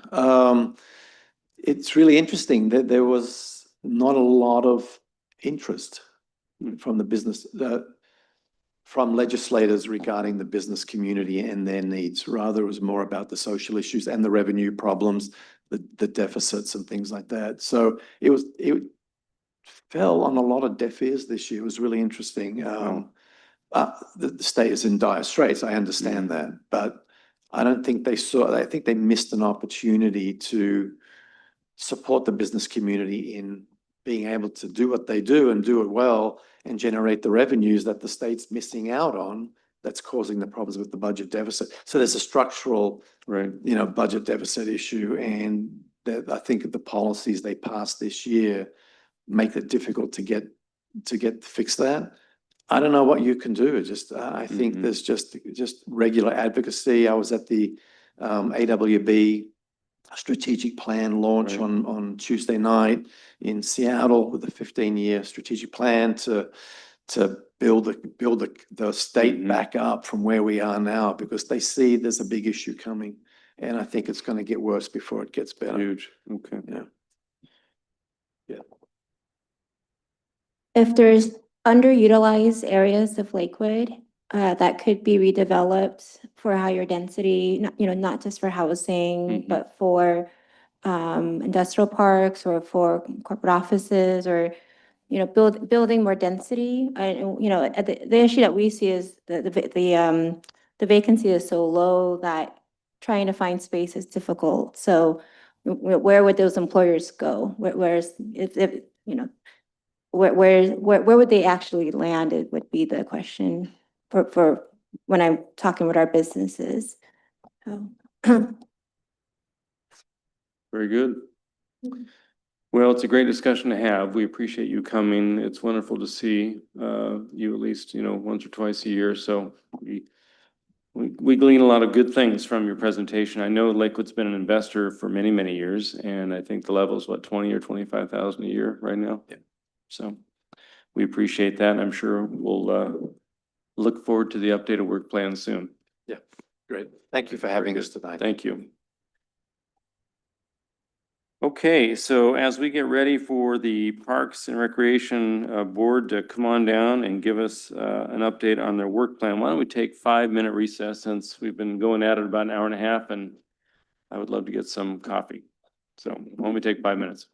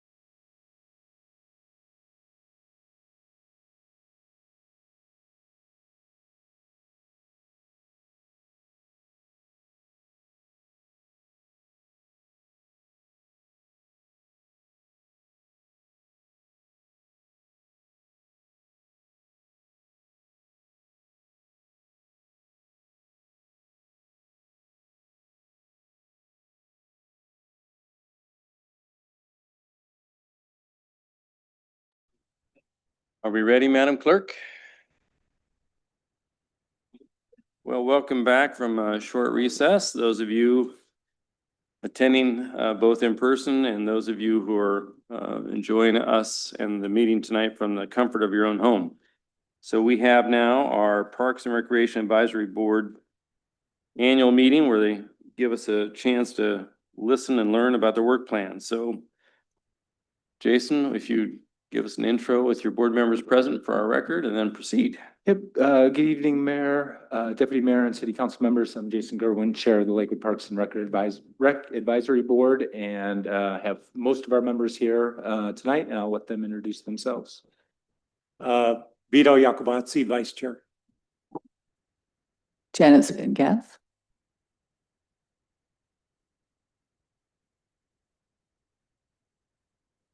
Anessa McClendon. And Shelley Thiel. Kate Reed. And Alan Billingsley had to excuse himself for the evening. Also, I wanted to mention Zoe Clifford. She was on our youth council and just super engaged, and it seemed like the youth council this year has performed exemplarily. Great. Additionally, wanted to thank Councilmember Pearson in attendance for the majority of our meetings, and his advice is always appreciated. And so, you know, we're always happy to come talk to you about Parks and Recreation. And so I'm going to start with a little recap of kind of what we got accomplished in 2024 since the last time we met. And so a big part of our work plan last year was on street ends. Not only did we discuss all the sites, did we update the reports, we worked on the criteria for the priority matrix, you know, and we made our final recommendation to council for consideration. And as you know, we're moving forward with Westlake Avenue as that pilot project. Always involved in park codes, and we had a few that our risk pool was suggesting and needed to be updated regarding special events this year. We're always looking at the Parks Capital and what a year it's been for Parks Capital and the amount of projects that we have going out there. Again, that's dedication, staff, and their time commitment, as well as council's commitment to increasing our developments. We continue to monitor the climate change policy that the city's implemented and work towards that. Worked on updating our 25 work plan. We did host an on-site meeting just a couple months ago at the Westlake Avenue street end, and had great reception and a lot of good community feedback. Our annual Parks Appreciation Day held in April, and another successful event. We couldn't do a lot of what we do without that support of our community and volunteers in the parks. And then here just recently, we've looked at the Adopt a Park site policy and got an update on our youth council activities of that year. And like I say, that was truly impressive. And so with that, that's kind of what we accomplished in the past year. And I was going to turn it over to Vito to kind of explain and look at the work plan we have upcoming. Great. Thank you again. So the rest of the year, we've got a number of things on the docket. Later on this month, at the end of the month, we're going to look at an update from the Nisqually Partnership. We've done a lot of work with Nisqually Tribe. And then we'll also review and get updates on the Parks Capital Improvement Program, like Jason had mentioned earlier. In July, we're going to have a review of the historic preservation projects, and this will include the H-Barn project and plans and what's happening with the historic cemeteries, both at Fort Steilacoom Park, the Old Settlers, and then also the historic cottages at the Western State Hospital. In September, we'll hopefully we'll hear updates on the capital climate change initiative. And then also a number of us are very interested in the urban forestry program and where that's going and where it's going to, what we can do to help advance that. In October, we're going to hear from the senior services and the status of the Camp Murray Improvement Project. And I think that's in the works right now. In November, we're going to get an update from the Youth Council Program and their initiatives for 26. With that, I'm going to start with a question to throw out to start some dialogue. And that is, we're in the process of updating in renewing the legacy plan. And that's a vital piece to all of us, to the council and to the city. And so with that, you know, there's great tools associated with the legacy plan. So how can you help us? What do we need to emphasize? What do we need to look at? What do we need to spend more time on? And you're familiar with the legacy plan. Mhm. So that's one of the first questions that I'll throw out. Okay, And so we can have some good dialogue. sure, no. And I'll just start it off because it's top of mind for me, and then I may have Ms. Dosworth kind of come up and give a little bit of an overview of some of the projects and the investment levels from what we have going on this year, just to kind of give our guests and the public, again, some framework. But legacy plan, as you know, we acquired the downtown park property for about $1.4 million. It is a significant step forward in the execution on council's longstanding policy goals to have a vital urban public gathering space for the downtown that's walkable, accessible, has the opportunity for multi-generational, perhaps facilities or activities, right? We also have the RAISE grant that Marilyn Strickland and Congress was able to obtain for us for about $1.2 million for the linear park, what we call the Green Street Loop, that actually connects and, if you will, terminates at the Colonial Plaza, at this new beautiful site location that is, you know, ready for vision and opportunities. And so the interconnectivity between the circumscribed Green Street Loop, the Colonial Plaza, which is in place, the new urban park, Edgewater Park, which is going to be developed for $5 million down the road. We got 3.7 million from the legislature this year. All of that is an amazing opportunity to really galvanize a new identity of a livable, vibrant downtown Lakewood. So I'd like to throw that out for your thoughts on inclusion in the legacy planning. Critically important in my humble opinion, but I'm just one of 7. Mr. Pearson, No. you're 2 of 7. I think we're all united on this because we've put the effort and the money toward it. So, Mr. Lorcella. Thank you, Mr. Mayor. As we talk legacy plan and long-term, I really appreciate the work that's being done to develop that first street end. It looks to be like a 3-year project before we're done. I hope we're not going to wait until the end of that to start the second one, because we can't wait until year 6 for that, or year 40 for the 13th one, right? And that's not ideal to give access to all of our residents to our lakes. So I want to make sure that's part of our legacy plan and that we have a way to get started on the next one as we go. Thank you. Mr. Boki. So I could just include about everything, and I don't know, it'd be $500 million or something, but I'm with the mayor on the downtown park. We've talked about this for a long time. We do have at least some property. I'll look to you guys, but I think every time we've asked the public what they would like, it's a splash pad. So like to include that somewhere, some discussion around that. I'm with Councilmember Laura Sella.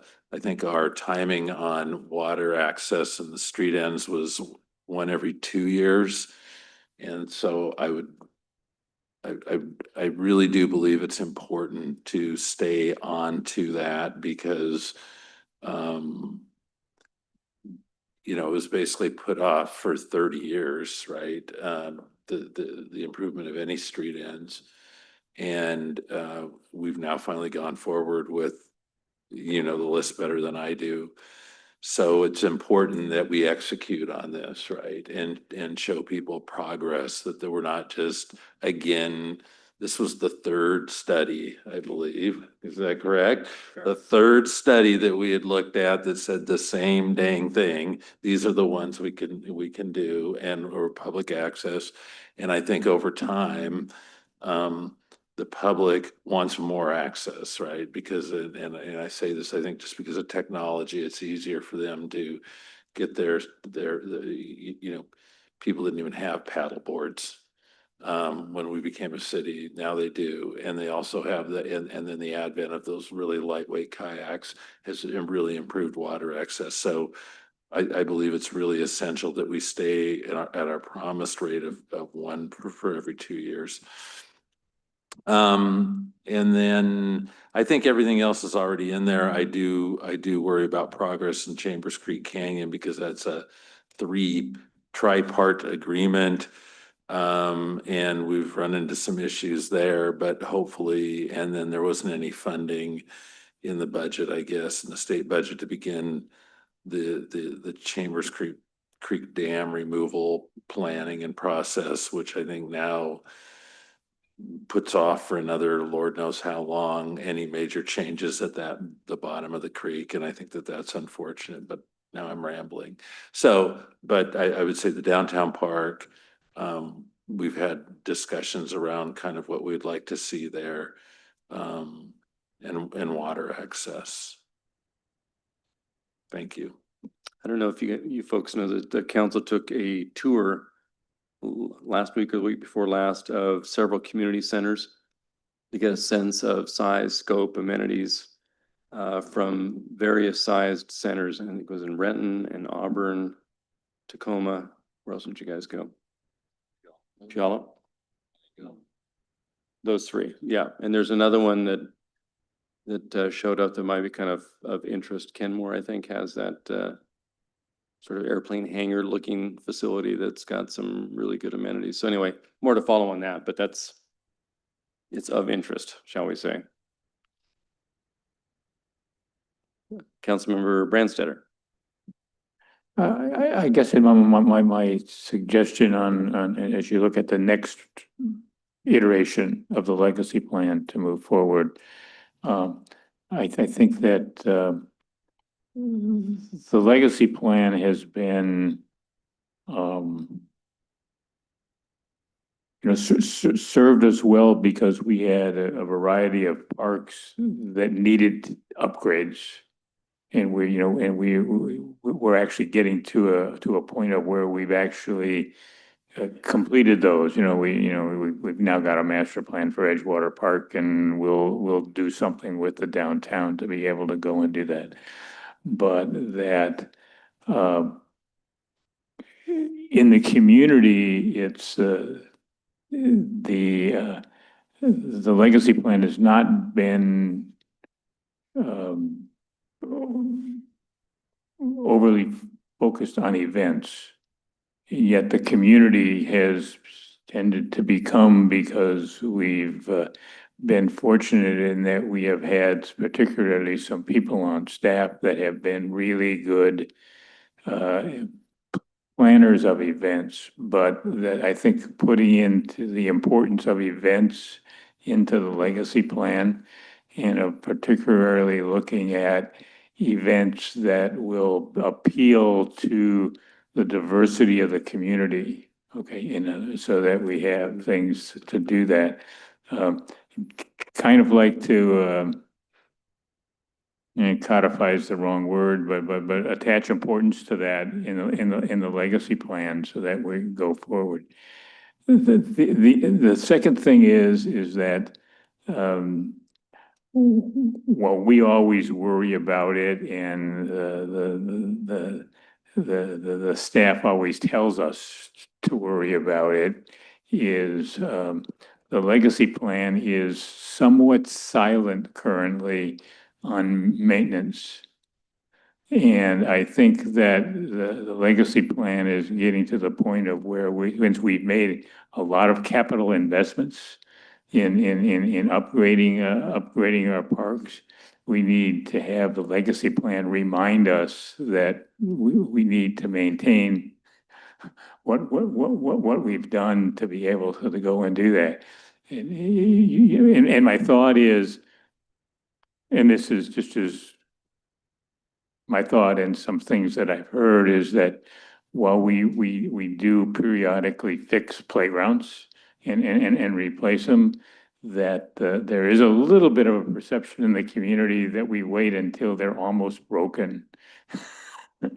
And that maybe we can put in a legacy plan, something that looks at being more proactive about that, and of not just of putting, maintenance isn't just putting Band-Aids on things, but it's on upgrading of things to be able to go into it.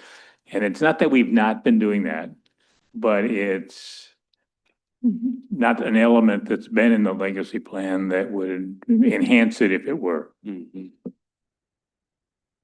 Agreed. Like a PCI for playground equipment or some PCI rating. Yeah. Well, Mary, if I can indulge you, because this is your last official meeting. If you could, for the benefit of not just your wonderful Parks and Rec Board, but for the guests that are here, just kind of do a mental walk around the city on the projects that are currently in play and just describe what we're doing by way of investment and just rough magnitude numbers if you have the time. All right, Mayor, thank you, Deputy Mayor and City Council. Sorry to step into our Park Board recap, but we've been really supported by the council on a very aggressive capital improvement plan for parks. You know, at 30 years, almost 30 years as a city, we inherited a lot of things that were in pretty bad shape and lived with things for a while. So as I think your economic development folks that were just here, nothing just happens overnight. It takes, you know, we decide what we want to do. We do a good planning effort, then we go find a lot of resources. So we've been very successful in getting grants and things for our projects. So that's really helped us be able to do a lot more. But currently we have some major development projects that have occurred. We are replacing playgrounds when we need to on our replacement schedule.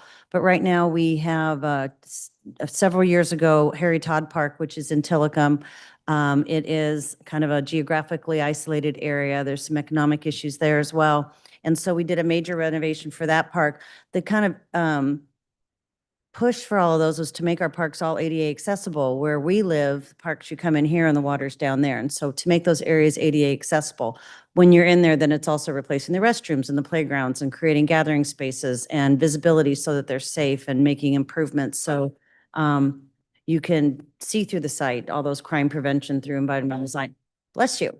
So then that was a major renovation project that we completed. And then we followed right up with preparing for American Lake Park, which is under construction right now. That was also a park we inherited from the county with some major issues, tons and tons of oak trees. We wanted to make sure we preserved the trees as best we could. So there was a lot of development in and around that. And that project is almost done, not done fast enough because it's hot right today and this weekend, and it's still under construction, but there was some really giant, 1970s retention walls that needed to be replaced.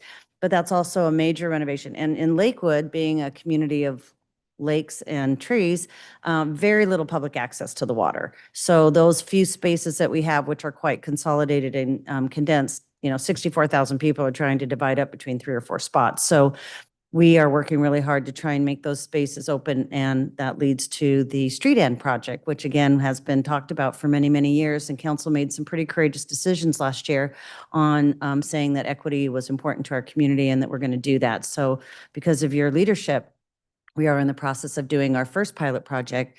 And I think that's going to trigger some volunteer programs that can get things sort of opened up without doing really the development that needs to happen so that they're done, so that they're being able to be used properly and maintained properly and continue to be a benefit for the neighborhood. And then one of the biggest projects that we're working on right now that should be done by the end of the summer is Wards Lake Park. And that is located on the east side of our community. There's really not much from South Tacoma Way east. And so it's 36 acres in size. The area that we're developing is about 26 acres because the last 10 acres that we bought is, swampland from Florida, sort of big, adjacent to the freeway. But that is going to change that neighborhood area. This is an area that it's 3 biomes. It's got all kinds of wetlands and old growth forest and oak prairie, and we're creating new neighborhood spaces so that people can access them easily. We're going to be putting loop trails so people can walk through safely, a dog park that can support all those folks on that east side of the community, new restrooms and playgrounds, and it has a nature theme. We're really focusing on the nature of our community and the importance of it. So it'll generate good stewardship as well as the ability to really provide new spaces and places, healthy spaces and places for the people that live on that part of the community. And then just what else can we do, with available space? The city was 95% built out when we incorporated, so everything's been pretty much redevelopment. And so finding those spaces to enhance will be important. but there's still a lot to do. So I don't think we're going to run out of projects. And that we'll have great continuation of support from the council and the community. We live in a great community that really supports their parks because everybody's welcome in parks, so. Thank you, Mary. Mhm.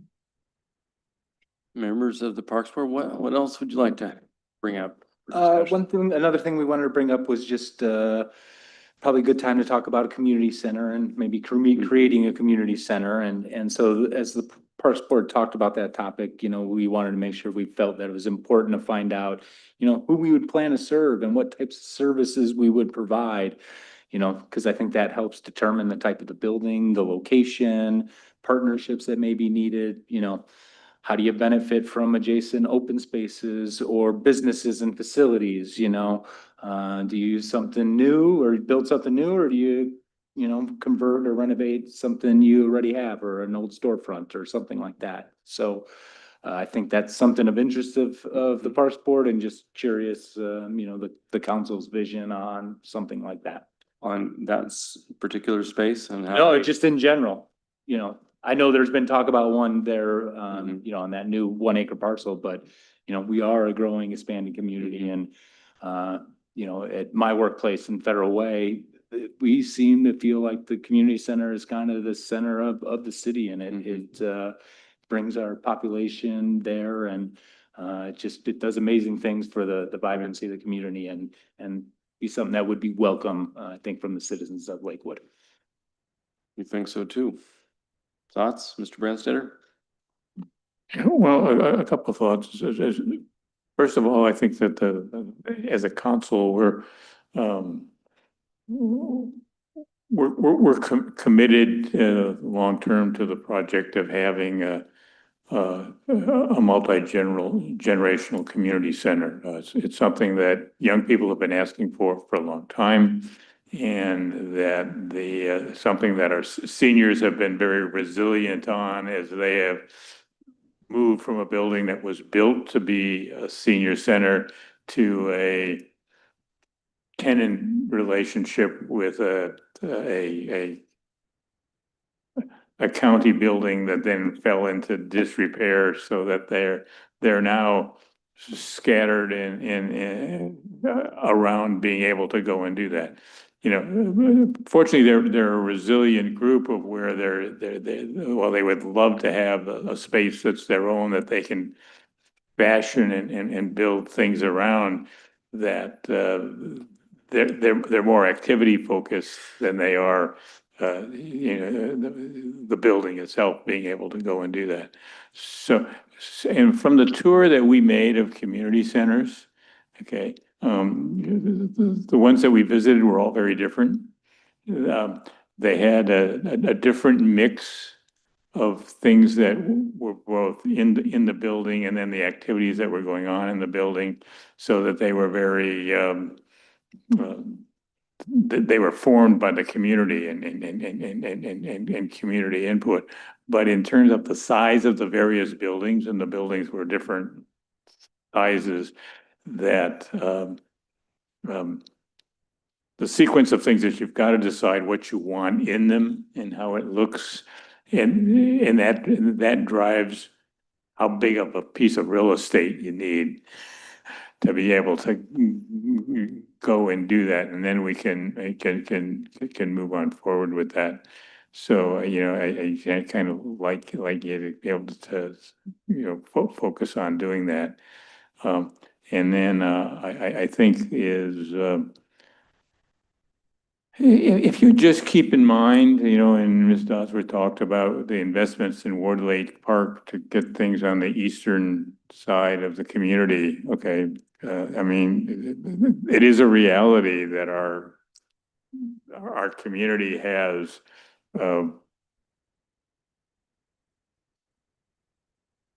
places that need the kind of help that investing in parks and recreation facilities or upgrades will help, and some that are there.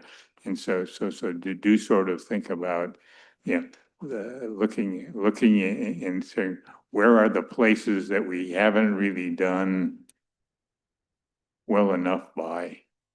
And make sure that we're looking to continue to expand our reach to be able to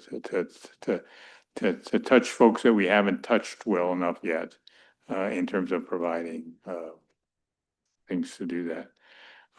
That being said, it's, it's not that our report card is a C, our report card is a B plus or an A minus, so we're really doing well. It's, just that we need to strive to continue to be overachievers in Parks and Recreation. Mr. Lorcello, and then Deputy Mayor. Thank you, Mr. Mayor.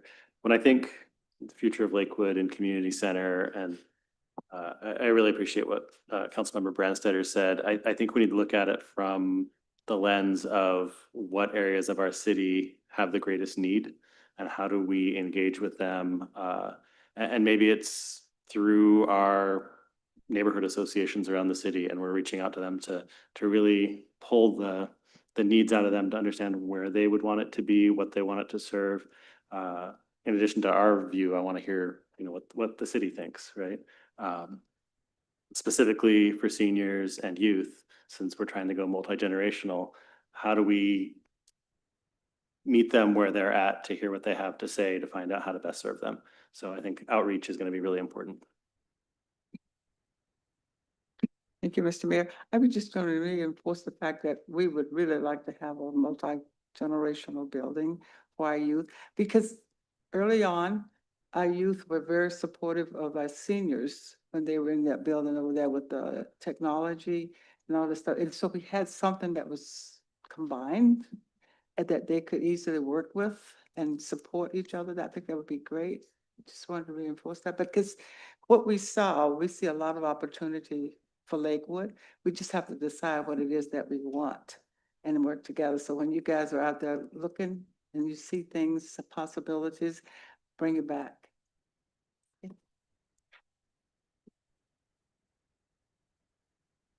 Anything else? Janet?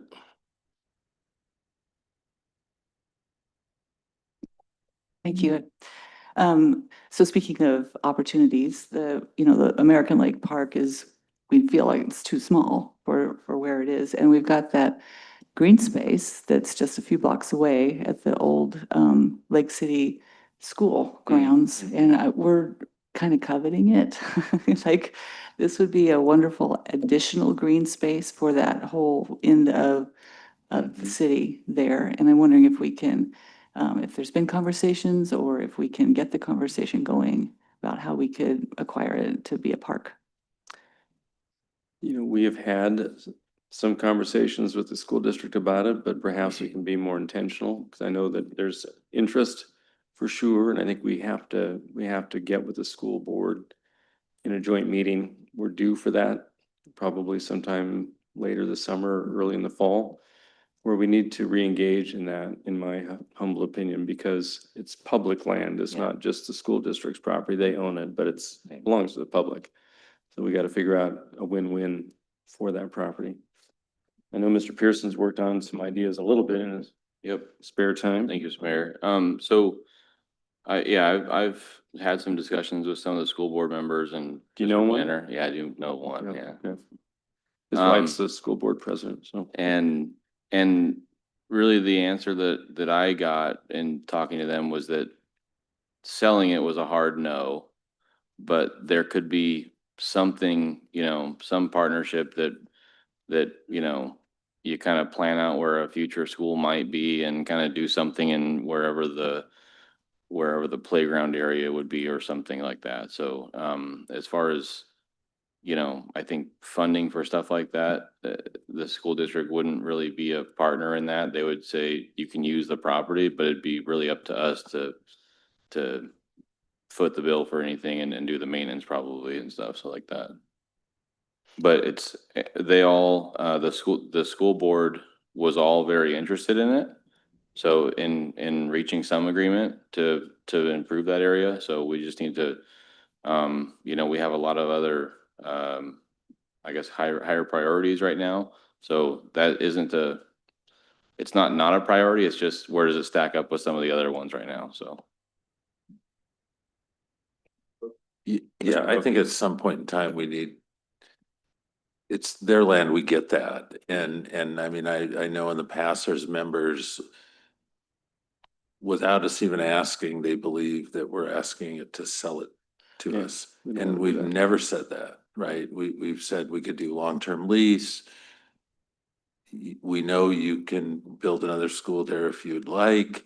It's your property. We understand that. I mean, I think that they're just so guarded and defensive anytime we say, hey, that's a nice flat piece of property in a neighborhood that doesn't otherwise have a park.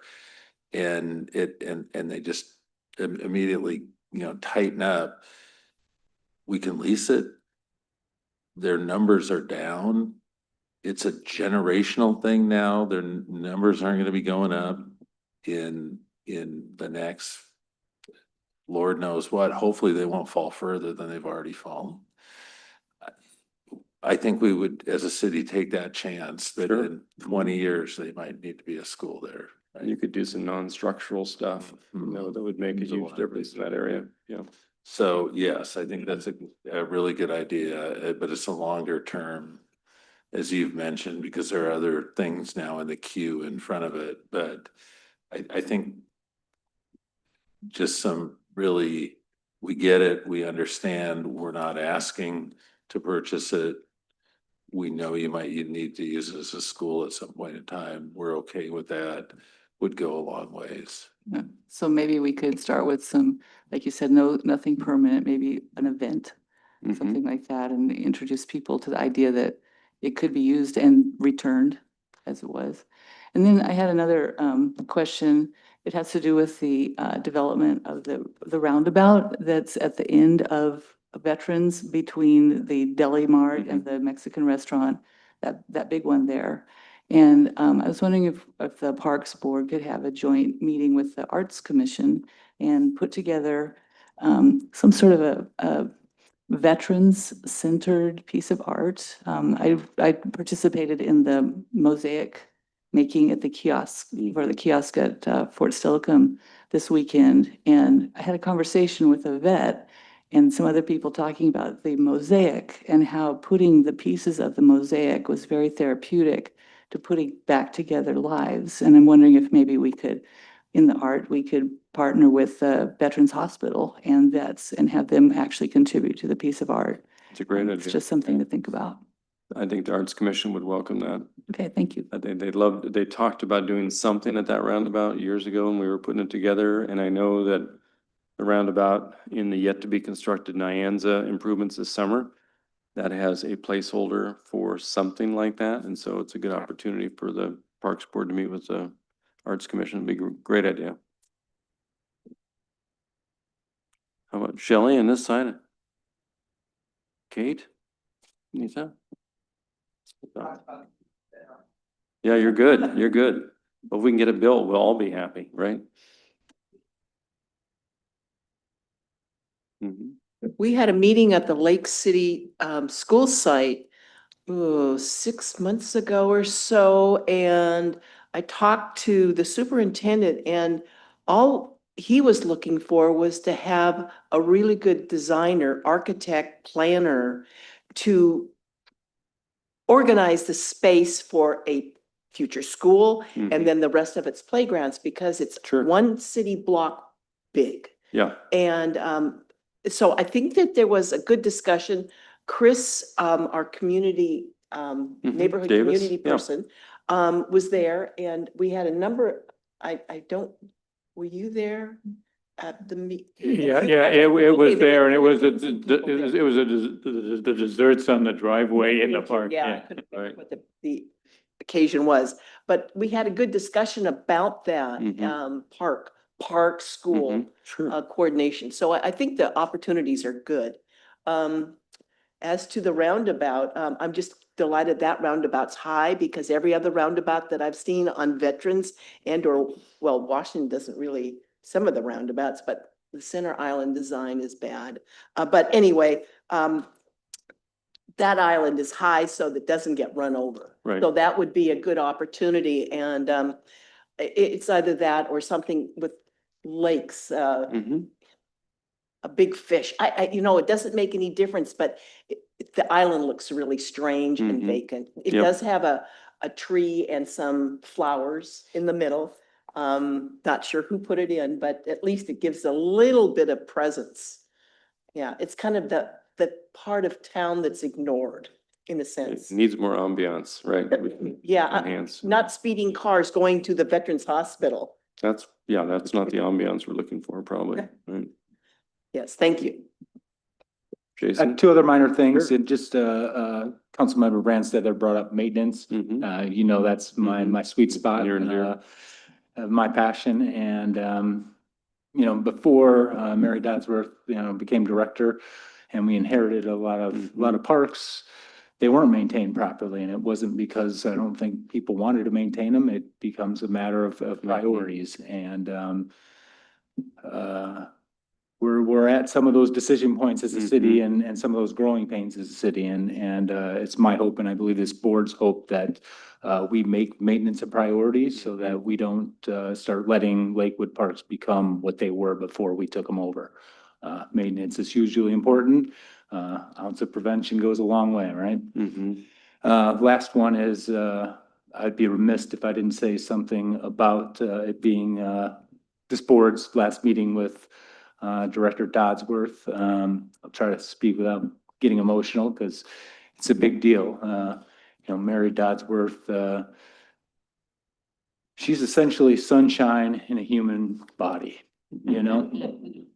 And she's been a mentor to me for the 23 years I've been on the board. I don't know that she ever agreed to or signed up for it, Right. but Mhm. I grabbed onto her and didn't let go. And this city and this council and previous councils owe her hard work, her efforts, a huge debt of gratitude. And in my mind, at some point, there should be a park named after her in this city. She's been that Absolutely. important to the Parks Department. And so I just hope and pray that we get continued leadership that shares that passion and has just a little bit of the sunshine that she's carried forward to the city in her entire career. Well stated. Thank you very much. Totally agree. We all agree. And it's gonna be a sad day. Thursday is the going away function? So we'll certainly talk about that. But just on kind of a wrap-up piece on the legacy plan, have we included in that? I know at one point you chatted with council about funding options for long-term viability of parks maintenance, whether Metro Park District sort of functionality.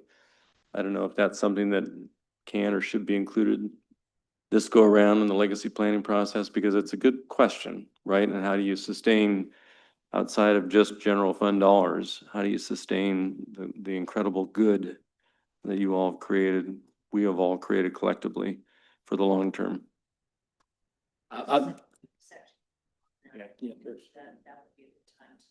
Update it, yep.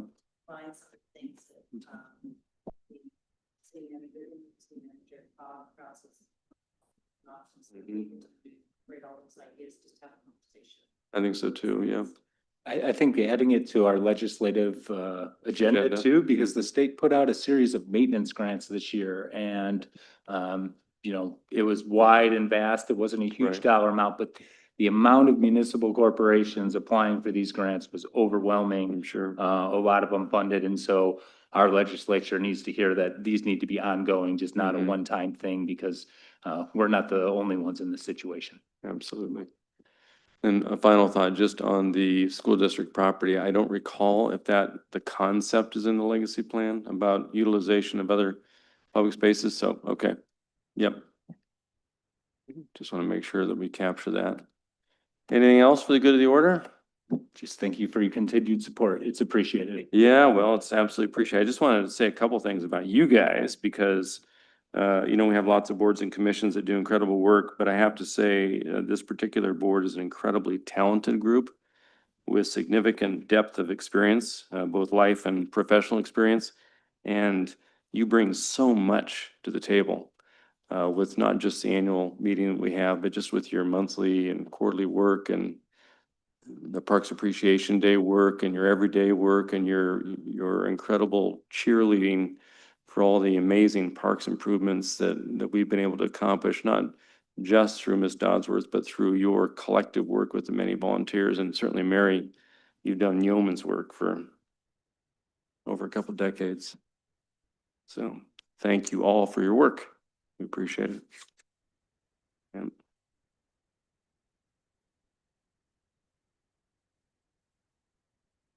well, the lovely thing is Mary's not done yet.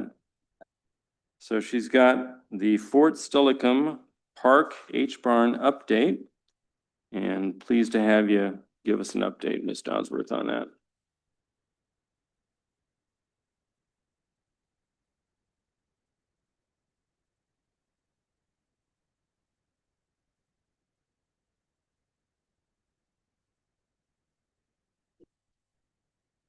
All right, thank you very much, Mayor and Deputy Mayor, City Council members. I wanted to make sure that I was able to provide an H-Barn update for the council. We're going to be doing an open house tomorrow, and I know you folks are all really busy this week with lots of things happening, Yeah. but so we wanted to make sure that you were briefed on the project, as the community will be briefed tomorrow. I just want to let you know, in the cloud up there, we have our consultant is in the background, able to answer some questions if we get there. Susan Tillich, she's with Graham Baba, and so we'll be addressing that in a few minutes. Hello, Susan. Thank you. Hello. Yeah, so she's been an amazing member of this team that's been putting some great ideas and things together. So we'll talk about that as we go along. But just a little background information, especially for some new folks that might be in the audience tonight, is the city has been talking about barn renovation since incorporation. I've been here for 24 years, and it wasn't the first day that someone came in, or the first week or something, asking how they might be able to use one of the barns for something. And so the city did a study in the early 2000s, and we were actually talking about the golf course, and in the side they said, well, why don't we do some economic development work at Fort Steilacoom Park? So we did a study and looked at, what should it be? Should it be a historic area? Should it be a sporting area? And so the theme from that economic development study is that the farm theme is very universal. Everybody can appreciate it. Everybody's got nostalgic for it. So that was sort of a theme that came through on the earlier study. We then did a feasibility study that talked about, if we were going to renovate one of the barns, which one would we renovate? Because there's several old barns there from the old farming operation. And just as a quick little review there, just to show you some of the historic photos. So those that are new to the areas, Fort Steilacoom Park was actually an active working farm that supported the patients and the staff and the community, actually, that was at Western State Hospital. So you can see this is the farming operation. You've got turkeys and cabbages and cows and lots of buildings and lots of facilities that supported farming operations. We had pigs, we had thousands of turkeys. In fact, it's hilarious. This gal that has been working with us on the barn project said that her grandfather talked all the time about stealing turkeys from a park. And he lives in Steilacoom, and she never believed him. And then she saw this picture and went, oh my gosh, he probably was out stealing turkeys from Fort Steilacoom Park. So there you go. God rest his soul. Anyway, so, and this is just the historic silos that are at the H-Barn project, and that was gathering corn, and then you can see the H-Barn today.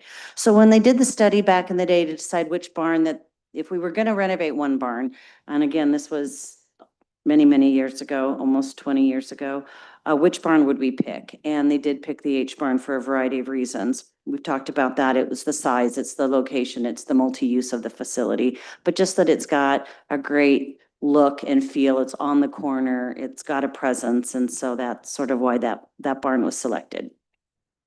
So the city started looking at how that might occur. And so Partners for Parks is a nonprofit organization in the city that, boy, there's just a lot. It's like a show going on there for that. The Fort Steilacoom, or the Partners for Parks, is a nonprofit 501c3 that really just focuses on raising money for parks. They had short-term and long-term goals. They've been raising funds for, trailheads and Wards Lake and Springbrook Park and other sites.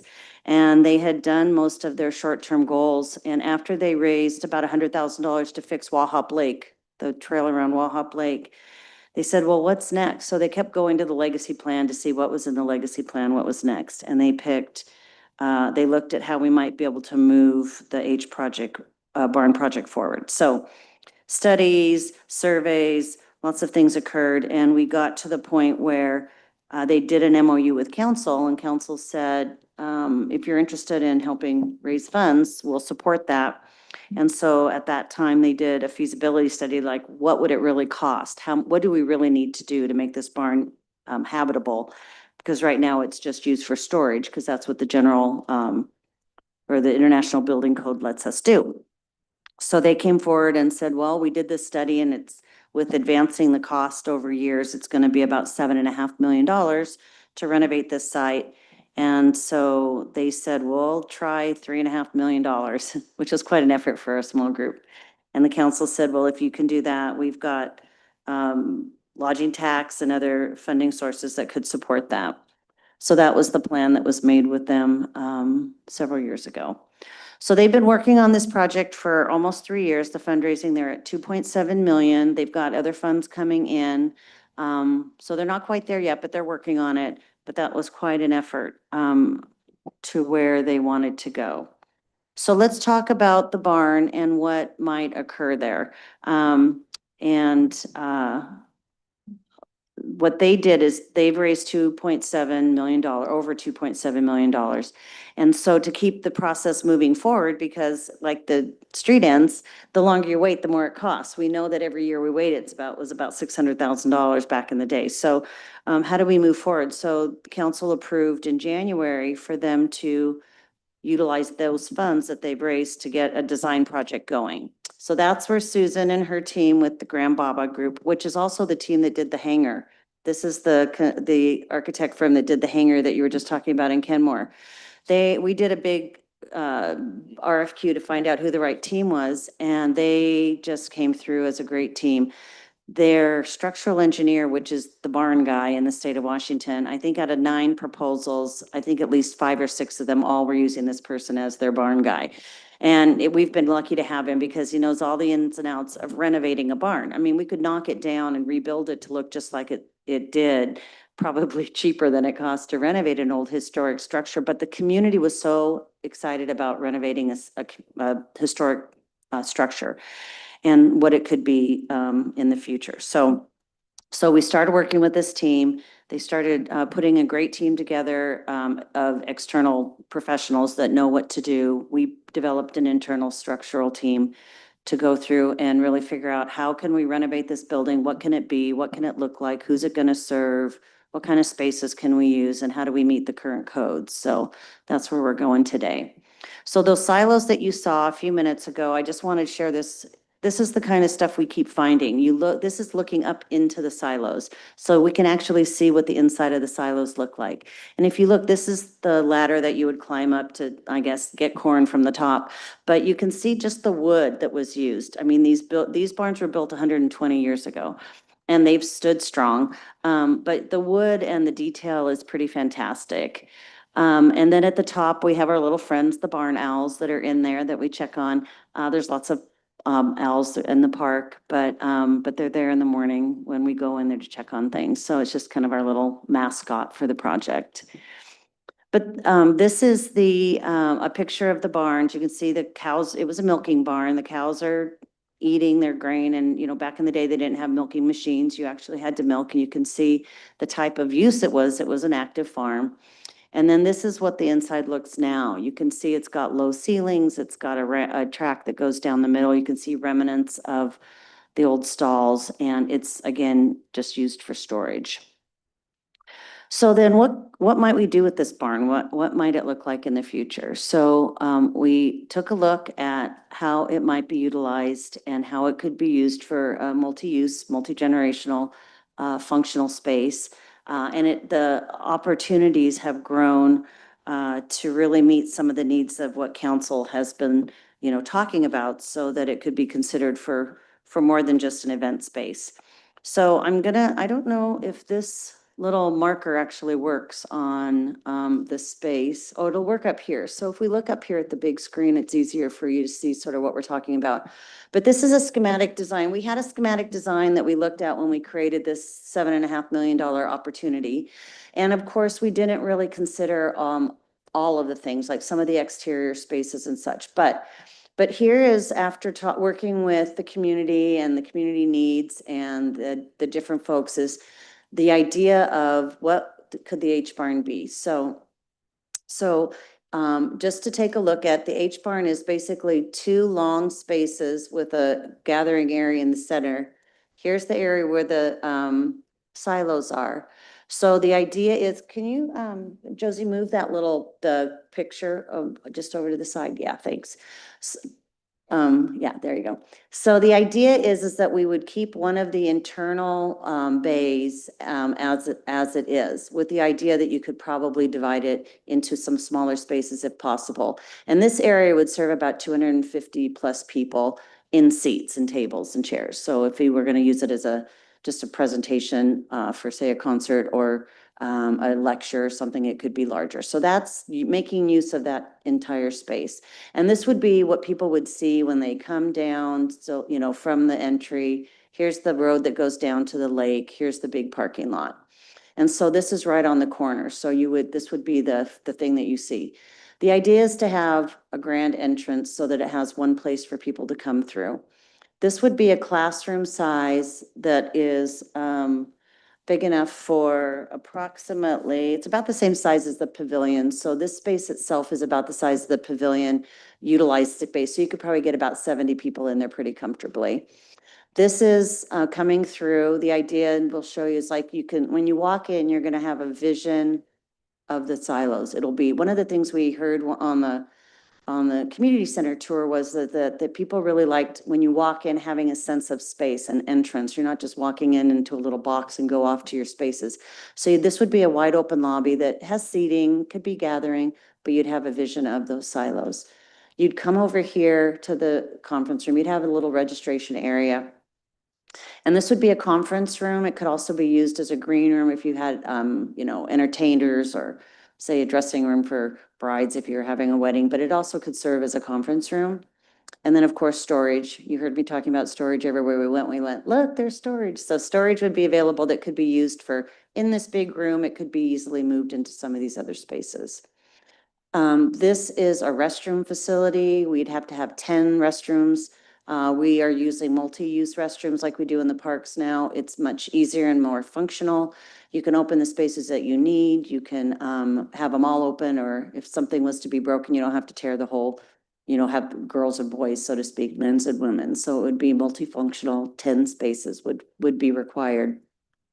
Here's your warming kitchen. It would be a space that's utilized for catering and special events, cooking classes, and, you know, maybe other kinds of activities that would be in this facility.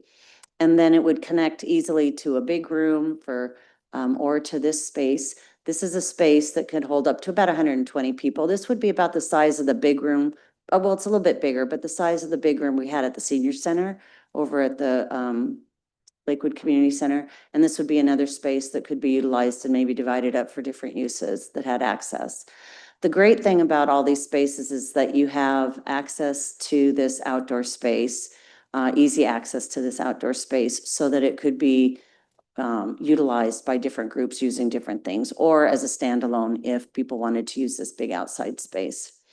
So that's kind of the schematic design of what could be done. This is all the mechanical guts that you have to do, the HVAC and the custodian, the electric, et cetera. So that's kind of the breakout space that has been created for the barn space. This is just an example if you were to actually put tables and chairs and things in the different space, how it might be used. If you notice this in the big room, you know, we have this big open space, but then you have sort of these where the stalls were, so to speak, sort of these side areas, because you are going to have structure throughout to hold the barn, to hold it up. But you can see this could be a wedding or an outdoor concert kind of a thing. And again, these just spaces used differently. Everything would be multi-use because that's how we do things in Lakewood. And then this would be showing you sort of from a viewpoint above. This is your corner space. Here's your kind of grand entrance where you would have a drop-off area, but you'd be able to actually, it'd be an iconic facility that you would take a look at and utilize. This would be, again, the road that goes to the lake. You'd have pedestrian access all around it, so those folks that walk in and around this space all the time would have access to it. And then really important for especially our program folks is they really wanted to make sure that there was good ADA parking for those older adults that would be coming and utilizing the facility for different kinds of programs. So that space would be tucked up against the other barn over here. And then, we have our big parking lot here. We do overflow parking over here. And then one of the things that we're looking at is the ADA parking lot that we talked about needing it's in our capital program. So the idea is having maybe a walkway that connects all to here, and instead of doing one big square is to do something a little more linear so that that parking would be usable for this site, it'd be used for the pavilion, it could be used for special events and activities in the farmer's market, et cetera. So this is what the barn looks like now in its glory. And then this is a rendering of what it could look like based on the designs that we have. You can see this walkway, you can see the grand entrance, lots of light at the front. And, the pedestrian access all around. So again, it's not going to be closed off to one activity, one event. It would be used by the community. We'd be looking at lots of these windows are already there on both sides they're all boarded up now because they were, broken out 100 years ago or 50 years ago. But anyway, opening everything up so there's lots of light. And these would be doors that could be French doors or doors that could be utilized. And then putting the old barn doors, sliding them and using them so that they still have that history of space and the feeling. It'll look like the old building, but just so much better. This is the backside. Here's our silos that we love so much. And then this would be just a rendering of what the backside could look like. You see having this sort of natural native plantings, but this big hardscape here so that, again, it's not going to be muddy when you're outside. It would be accessible all around. And then this would be garage doors or French doors or something that would be actually glass so you could see it. The idea is you could close these barn doors as well, and it would protect that with lots of light. And then this was when you walk in the front door, again, the little registration area here, and then just having that vision all the way back to the silos. And this would be not conditioned for space. It'd be like going through the doors and being in your garage. It'd be phenomenally expensive to try and get those things heated and cooled and insulated, all that. So they'll be finished. But the idea was that they wouldn't have to be what they call conditioned, but you'd still have doors to lead into there. So pretty great space. And then you can see art or other things that would be utilized. Could be historic photos of the farm. It could be interchangeable art gallery like we do here with our Arts Commission. And then one of the big problems is that we were concerned because everybody's vision is this big vaulted space like you see in the pictures. But when we opened the low ceiling, it was kind of like pixie sticks there. It was built with the materials that they had by the people that they had. So the structural engineer that we had figured out with these low sides here, because the idea was it was all going to be opened up. If we keep these two sides low, but then we can vault the rest of this and you can hide all your HVAC and stuff there. There's nothing worse than going into this beautiful historic building. You have these big tubes, going down that is all your HVAC and your electrical and everything. So it can be hidden on the sides. So the idea is it could be this beautiful vaulted space that could be used for multi-uses. So you can see these beams are the remnants of the stalls, but it would be structurally, you'd have all the outdoors coming in and a nice space for large group activities. And this is just a rendering. This is just a picture. It's very similar to kind of what we found that would be simple to what we were looking at. So anyway, we're looking at just something that would provide, diverse community use by all ages. And it's kind of what we've been talking about. It is at a location in a building that you own and you own land. And there's so many amenities on the outside. We found that at the community center tour, that was such a big part of that tour. They were talking about how important it was to have outdoor space and to have places where you could expand your programs. And, and the senior centers walk there every Monday. They feel safe there. So it's just a great community asset. So anyway, that's kind of where we're going. The timeline that we're looking at is to the contract that was created is that, and I'll give Susan a chance to share in a second. I know you guys, it's been a long night. The timeline is that they just finished kind of the schematic design and the detailed drawing so that we can get a really good cost estimate. You know, we've always been playing around this. How much is this going to cost? Is it going to come back at 7.5 million? We're going to all cheer. It's just where we thought it was. Is it going to be 8 million? Maybe that's doable. If it's 14 million or 20 million, that's a whole nother story. So they've got all of the design work done, working with all of the building codes, with the exterior spaces and all of that. And they've handed it off to a professional cost estimator. The idea in the milestone schedule is to have that cost estimate back by the end of June. And then, you know, the internal team and we'll take a look at it and go through it page by page and make sure that it's done properly. There, you know, sometimes there's a math error, sometimes there's something they forgot, and it's based on current construction. And then, so we'll come back in the summer and give council a briefing, or when you ask for us to bring it back to you, we can give you a briefing, and then we can, and the consultants know that this is a 30% pause, so that council can really know what we're talking about and then make some decisions, because you're talking about lots of different things right now, lots of different spaces and lots of different ideas. So that's, yes. Great. Thank you, Mr. Mayor. As part of that cost estimate, you mentioned that it could be cheaper to kind of just demo it and build new. And then when I'm looking at all these renderings and these pictures, I'm like, what is exactly staying? Because it all looks very new. And so it might be kind of interesting to see if there is a cost for like maybe repurposing some of the existing stuff that's there to give it that character and the stuff of the old barn, but maybe not, you know, rely on the guts of it, so to speak. And that, you know, so to see if we can soften some of the costs that might be more palatable and stuff. So it'd just be, you know, if it cuts it in half, it's like, wow, that's A study and Yeah. just information gathering. We'll take a look at it and see what we can do. Because the restoration part is really the hardest part, right? You want to retain that look in the exterior and the wood and all of that. So I'll find out what that would take. We can take a look at that. Great. Any other questions?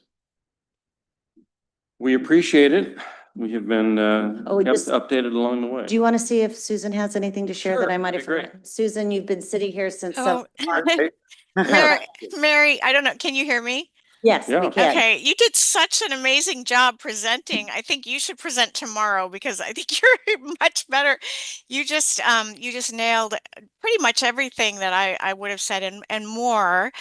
I guess the one thing I wanted to point out, there was the plan with all the colors that showed the program.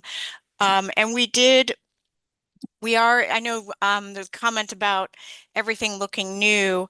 We are replacing the central spine of the building because it's in really bad shape. It's dilapidated. The structural engineer has talked about how that could potentially come down any time. So that's one concern. It's in very bad shape.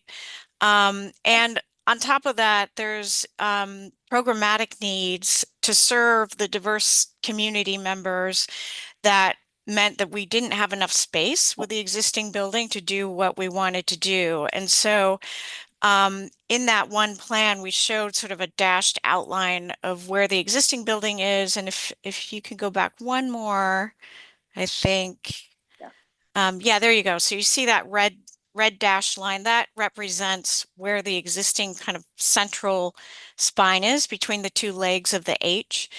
And we're bumping that out. We're going to have to take it down and then bumping it out about 20 feet to the east. And we also have to have a vestibule for energy code, which will also create this new entry. So that piece will be new. And we're not, first of all, what's there currently isn't actually original to the building. We have historic photos that show that actually originally it was bumped out much closer to the ends of the building, kind of like it is shown here. The so this piece is going to be new and not necessarily replicating what's there historically, because typically in historic preservation circles, when you're doing an addition, you typically don't want to try to guess at what might have been there originally. You want to be sympathetic to the building, but not try to make it look as though it was there originally if you don't actually know what it was. And also there was discussion about bringing in more light into the building and having it much more connected to the outdoors. So that central piece will be new. Everything else is going to be restored. So the silos and the two long legs will be fully restored, and that will be a big effort. But I think in answer to the question, you could build this building probably cheaper from scratch. The thing is that you're not ever going to get the character and the materials that are there now, the historical quality, the authenticity of that historic record would not be, you would not be able to get that in a new building, in new construction. So we heard there was value in reusing what's there as much as possible. And that's how we then approached the design. Great. Thank you, Susan. And we'll see you tomorrow at the open Yeah, from 3 to 6, if anybody thank you. join us. Yeah. Thanks, Susan, professionally. Is this a fun project? Pretty cool. Oh my gosh, we love it. We're such advocates for this project. It's so great. Yeah. Yeah. It's a great team. And it's funny, when we had our first kickoff meeting, there were landscape people that grew up in Lakewood and they played in the park. And then Yeah. this geotech guy came out and says he's been riding his bike through the park for years. And so Yeah. this whole sense of community that was already built into the team, and they were really happy to show up and be a Great. part of the project. So Yeah. It's very much a feel-good project, and yeah, we're just thrilled to be a part of it. Well, thank you so much for being a part of it. We appreciate you hanging in there with us tonight. Yeah. Thank Oh you. yeah, happy to be here. Thank you. thank you. Thanks for letting me share. Thank you very much. Okay, last but not least, Mr. Vargas. It's always nice to end the evening on some bad financial news. Thank you for coming. Yeah. Anytime. Good evening, Mayor, Deputy Mayor, Council members. Michael Vargas here to review the Pacific Point Defense Contract Amendment, and I will be walking through the memo found on page 57 of your packet tonight. So, a couple of prefaces before we begin. This memo has two purposes. First purpose is to look at public defense in Lakewood today. And included in the packet and in this first part of the memo is the 2025 amendment to the Pacific Point Defense Contract, which proposes to increase compensation this year. The second part of this memo is to look at public defense in Lakewood tomorrow, AKA what does public defense look like in Lakewood in 2026 and beyond? Now, I included a proposed compensation schedule from Pacific Point Defense for 2026 through 2029. And included in that portion is also exploring a new funding source via House Bill 2015 that was recently signed by the governor. That is a 0.1% sales tax increase that can be used to solely fund public defense for the years to come, starting in 2026. Now, those are the purposes for the memo. Here's another preface. Today, the Supreme Court issued an order that actually addresses the case limits. Essentially, it elongates the timeline to implement those case limits. It's a lot less aggressive than the original case limit timeline by the Bar Association. So you're probably wondering, is the contents of this memo still relevant? And I would say yes. The city still needs to address and future-proof our public defense system here in the city. We do indeed will have to tackle case limit changes that are coming. So yeah, the recommendation for a compensation increase via the 2025 amendment is still the recommendation here. So with that, I'll get into it here. Starting on page 57. Just to give a brief history about Pacific Point's defense, the city has contracted with Pacific Point Defense, formerly known as Horwath Law, for public defense services, with the contract beginning in 2021, and it terminates at the end of this year. Throughout the lifetime of this contract, there have been 2 amendments, which were really geared towards increasing compensation and making sure there's enough adequate number of attorneys and also support staff to do the work of public defense. The punchline is throughout the years, it's getting more and more expensive to provide public defense. And we are seeing that once again with this amendment before you tonight.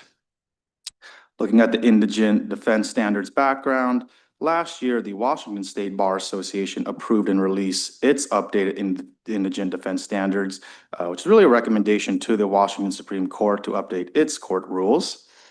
By July 2025, you can sort of cross that out and put January 2026, caseloads are set to decrease for public defenders. And in 2025 alone, we are looking at a proposed increase of roughly $200,000 to go ahead and prepare for the new case limits. So looking at the 2025 proposal there, that table, I would like to direct your attention to the yellow boxes there. So under annual compensation, under total annual 2025 cost, we are looking at $890,000. That is an increase from the $696,000 that we are currently at. So what does this pay for? This pays for an increased attorney, a supervising attorney increase, and also office expenses, which were not covered in the current contract. Now, all of these increases are in line with the public defense indigent standards that were passed. You're supposed to pay for supervising attorneys, supposed to cover the cost of office expenses. We're essentially updating our contract to be in line with the bar's indigent defense standards. And to be clear, the order today released by the Supreme Court does not look at these other defense standards. It solely looks at the case limits. So for all intents and purposes, the other defense standards passed by the bar last year are still in play. This increase in compensation addresses those standards. Real quick question, just so we're on the same sheet. Yep. With the court order that came out today that I reviewed, and given the fact that our contract runs through December 31, 2025, do we need to significantly and seriously look at the $890,000 recommended comp schedule for 2025, or can we look at that as effective January 1 of 26? Do we really need to have the extra dollars in 2025? Because this was contemplating the changes starting in July. Correct. This is where the negotiation went for 2025. Yeah, it is up to the council whether to address this now or later, but this is where we landed with Angela Horwath. No, I get it. I'm Yep. just saying contractually, that would be one thing, but from a court rule standpoint, that's another. What, are we stuck with looking at more dollars and starting July 25, or can we wait till 26? Mr. Mayor and members of the council, I'm going to apologize to Mr. Vargas right now because what's happened here is that we have the situation of our existing public defender, and then we have the pressure being brought down from the Supreme Court. And I think I gave him a giant ball of stuff. And so what he's going through with you is what's being required by the Supreme Court, but there's the separate question of our negotiation with our public defenders. You may be aware that right now, no one ever thought we'd hear this 10 years ago, right? There's actually a shortage of attorneys. And so we are doing our utmost to hang on to this firm. We are not the only city that's their client by a long shot. And we currently have a very good working relationship. I think what Mr. Vargas did was he got in there when he realized that we might be not as strong in our relationship as we would like to be. And this is the patch to get us to the next place. This contract, from what I could see, does not actually get into the details of, I mean, it talks about caseload caps, but not in terms of what came down today. That will be yet to be seen. And I think part of what got them to the weird formula of the 10% a year or whatever it is they're talking about there is a recognition that everyone is going to be challenged to get the number of attorneys that this calls for. Right, and the money. Yeah, so I'm sorry for camping on you, Mr. Vargas. No, no, no, we love giving him balls of wax to deal with. He does a good job of it, but Absolutely. And to the city attorney's point, future-proofing our contract and keeping our current public defense firm is a large impetus for okay. negotiating in good faith to make sure that this contract both meets current public defense standards, but also a little bit of future-proofing as we look down the road. Got it. Mr. Brandstetter, and then Mr. Vogel. Yeah, okay, so Mr. Vargas, if I read the memo correctly, you were working on doing a contract amendment to just get the contract through the next 5 months. Correct. Okay. And you're saying that that's somewhere in the $200,000 to $300,000 range impact this year, this for 2025. Correct. Prorated, but yeah, So, correct. so in your discussions have you actually talked with the First Point people about the next contract or a contract extension to 2028? Yes, so it's a little bit of both. We are looking at amending the current contract. We're also setting it up such that, whatever baseline we establish over the next 5 months with this amendment will carry over and be the baseline to work from for the 2026 through 2029 contract. Got it. So a little bit of both. We're working on amending this year's contract and then the next biennium or two contract, so. Okay, so in the current biennial budget, does the $200,000 to $300,000 exist? So in the 2025 budget carry forward, which was recently adopted, the primary public defender budget amount is $803,500. So $803,500 is what's currently in the budget for this contract. And is that what you're recommending for the amendment? A little higher, the amendment is recommending $890. We currently have $803. Okay, and so what is the, given the Supreme Court having acted now so that there's some clearer visibility long-term,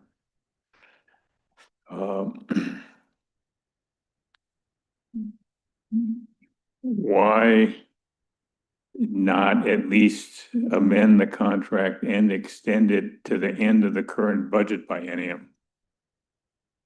And get that settled in, so, and let's talk with our contractor and say, what we want to do is we want to deal with our biennial budget one time.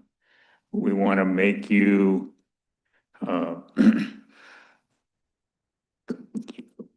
get you to a point of where you understand that we really value you as our provider, and that we want to sort of be high on your list of people to have contracts with, and of doing a contract amendment that also extends it to 2026 and put the terms as you've negotiated them, or as it makes sense to negotiate them, given the current decision to do that. And let's, put this to bed for this biennial budget.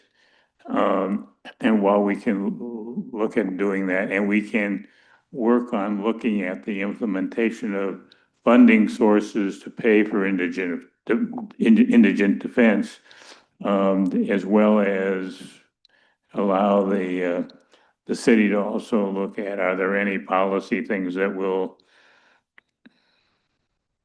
impact the number of cases that actually require indigent defense, which it can be a long-term thing, but that we can, that's hard to deal with in a 5-month window and then having come back with the same memo, you know, in November. Makes good sense. I'd much rather just try to resolve that, as within the biennial budget and do a contract that matches the biennial budget. Yep, point well taken. Mr. Boki, do you have a comment? Yeah, so he's saying we should turn down the contract as presented and go I think he's saying. and by we July should- 1st renegotiate. We should take a look at chatting with the law firm to see if they're willing to adjust the contract negotiation amend. If we're gonna amend a contract, we might as well amend it through 2026 is what Mr. Branstad is saying. To get us through our existing biennium, there is some appeal to that, gets us through the existing biennium. And we have certainty as of today what the actual case count mandate is from the state Supreme Court. We didn't have that yesterday. So we know at least through 2026 that they're requiring the 10% reduction from the case count. So my question is, Michael, do they get paid this regardless? Or is it based, it says 1,740 cases for all scenarios. Yeah, So That's a good question. So how do they get paid? sure. So the city pays for a certain number of cases for the entire year. And then it gets prorated per month, right? So we are paying for 1,740 cases. Yep, If they do 1,500, we still pay for 1,740. correct. So If it's we sort do of- 1,800, we Well- pay the pro rata share over that, right? If we go over that limit, then we pay per case. Right. As outlined in the contract, but it is a balancing act of right size fitting that limit with the right size fitting the staff to meet that limit. Mhm. That's what you get for dealing with lawyers, Mr. Boki. Yeah, it really is. Yeah. Yeah. If you can't win them, you gotta join them. Any other questions for Mr. Vargas? Hey, let me just ask both you, Mr. Vargas and Ms. Wachter, does it make sense to look, and Ms. Kraus, does it make sense to consider looking at adjusting the amended contract through 2026 to get us through the biennium? Mr. Mayor, because I'm an attorney, I have to tell you, it depends. Yeah. It depends on what you're trying to do, because yes, it always makes sense to look forward. And we have been directed to do some looking forward. And we're not only looking at how we're going to fund this and what to do with it, we're also looking at the potential for ways to deal with our caseload that might not be Right. so expensive. Right. And so we're trying to bring you an array of options so Got it. that we're not just talking about how to raise money to do what we've always done, Got it. right? Oh, I like, Second thing is, we only got this order this morning. right. And there are a lot of moving parts to this negotiation. We could go to that defense firm right now and have a long conversation, and they could say, this is how many attorneys it's going to take. I don't know how I'm going to hire those attorneys. So there's True. just a lot of moving parts, but have we been contemplating it? Yes, we've been having this conversation at the leadership team for quite a while, as you can imagine. I can't imagine. Mr. Boki? Yeah, I'm gonna note too, there's, I know this funding option, HB 2015. Yep. It's not as easy as it looks. You got it. It's not just, hey, let's show up one night, increase the sales tax by 0.1% and start giving it out to lawyers. There are hoops to jump through, and I guarantee you that we'd be lucky if we were able to jump through the hoops. Even in 2026, let's just say that, Mhm. because I know the county, they're considering it and they don't believe they can jump through the. Really hoops. interesting. Well, yeah. No, there are a number of requirements and you have to qualify for a criminal justice training, whatever grant. I Mhm. mean, we'd have to be in touch with the police chief to understand, have they met all those requirements?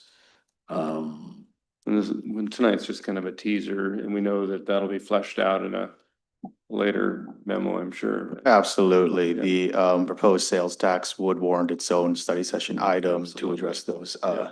issues and others. So absolutely, that would be its own Good point. separate item. Yep. Yeah, that'll be an interesting topic because I can tell you as my other hat on Pierce Transit, they're gonna likely come to the voters in November 2026 with their own ballot proposition to go up to their full authority from 0.6 to 0.9%. Yeah. So start adding up the tenths of percentages and it becomes real money after a bit.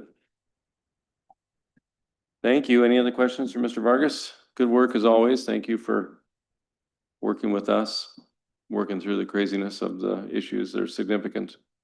Absolutely. So just to be clear, the consensus from the council is to explore the option of amending the contract to extend through 2026 and come back with a new term, I guess, compensation for that time period as well. I think at least get some options Explore on the that. table and explore it as long as it makes sense. Yeah.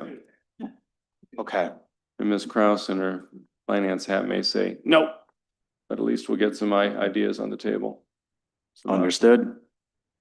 So, all right, thank you. Appreciate it. Thank you. Okay, items tentatively scheduled for next week's city council meeting are on your agenda packet. We have a fair number of proclamations and other sort of legislation being authorized. I won't go through all of those. You can see them on your sheet.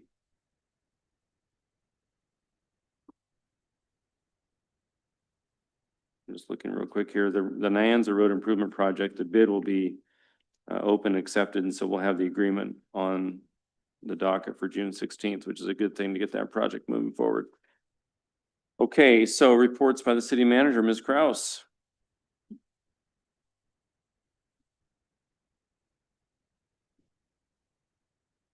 Well, we have a lot of things going on this week, and probably the biggest one is the beginning of the city manager finalist. That this week? Reception. Yeah. Okay. It's 10:05 and they probably need to Yeah, get some rest I'm before sure. the big day tomorrow. So for tomorrow, in line with the city manager finalists, the public is invited to the public reception to meet the candidates. It's a informal meet and greet at the McGavick Center between 7 and 8:30 p.m. Also on the same day, starting at 5:30, the Planet Fitness grand opening and ribbon cutting in the Lakewood Town Center starts at 5:30.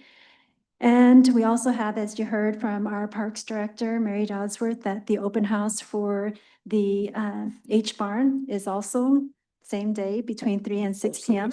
Yes. And the next exciting thing, next to the city manager finalist interviews, is Mary Dodsworth's retirement. So the public is invited to that as well. And that is here in City Council chambers on Thursday between 9 and 11 a.m. And then just, I'll go through a few more days, but June 14th, we have at 3 p.m. till 5 p.m., the third annual Juneteenth commemoration hosted by the St. Joseph, St. John's Episcopal Church at the Lakewood Playhouse. We have June 17th, Desserts on the Driveway at Tillicum Community Center. Also on June 17th at 6:30 till 8 p.m., we have the Summer Nights at the Pavilion. And that is some country music by the Rebel Canyon at Fort Steilacoom Park. On June 24th, we had the United Way of Pierce County Sip, Serve, and Celebrate event at the Washington State Fairgrounds. June 24th, we have again Summer Nights at the Pavilion with classic rock, and that group is Baking with Julia. On June 24th, we have Desserts on the Driveway at Dower Elementary area. And then June 24th through June 27th is the AWC Annual Conference in Kennewick. And I'll stop there. Well, thank you. Any questions of Ms. Kraus tonight? So let me get her question or Mr. Boki's question first. So Wednesday morning, we're going to be Wednesday here in the morning, City Hall. 8:15 Yep. for the, yes. I for think the are we city meeting in council. this conference room here or upstairs? I just left my sheet of paper. For your group, it's here, because that's where the meeting will start in council chambers.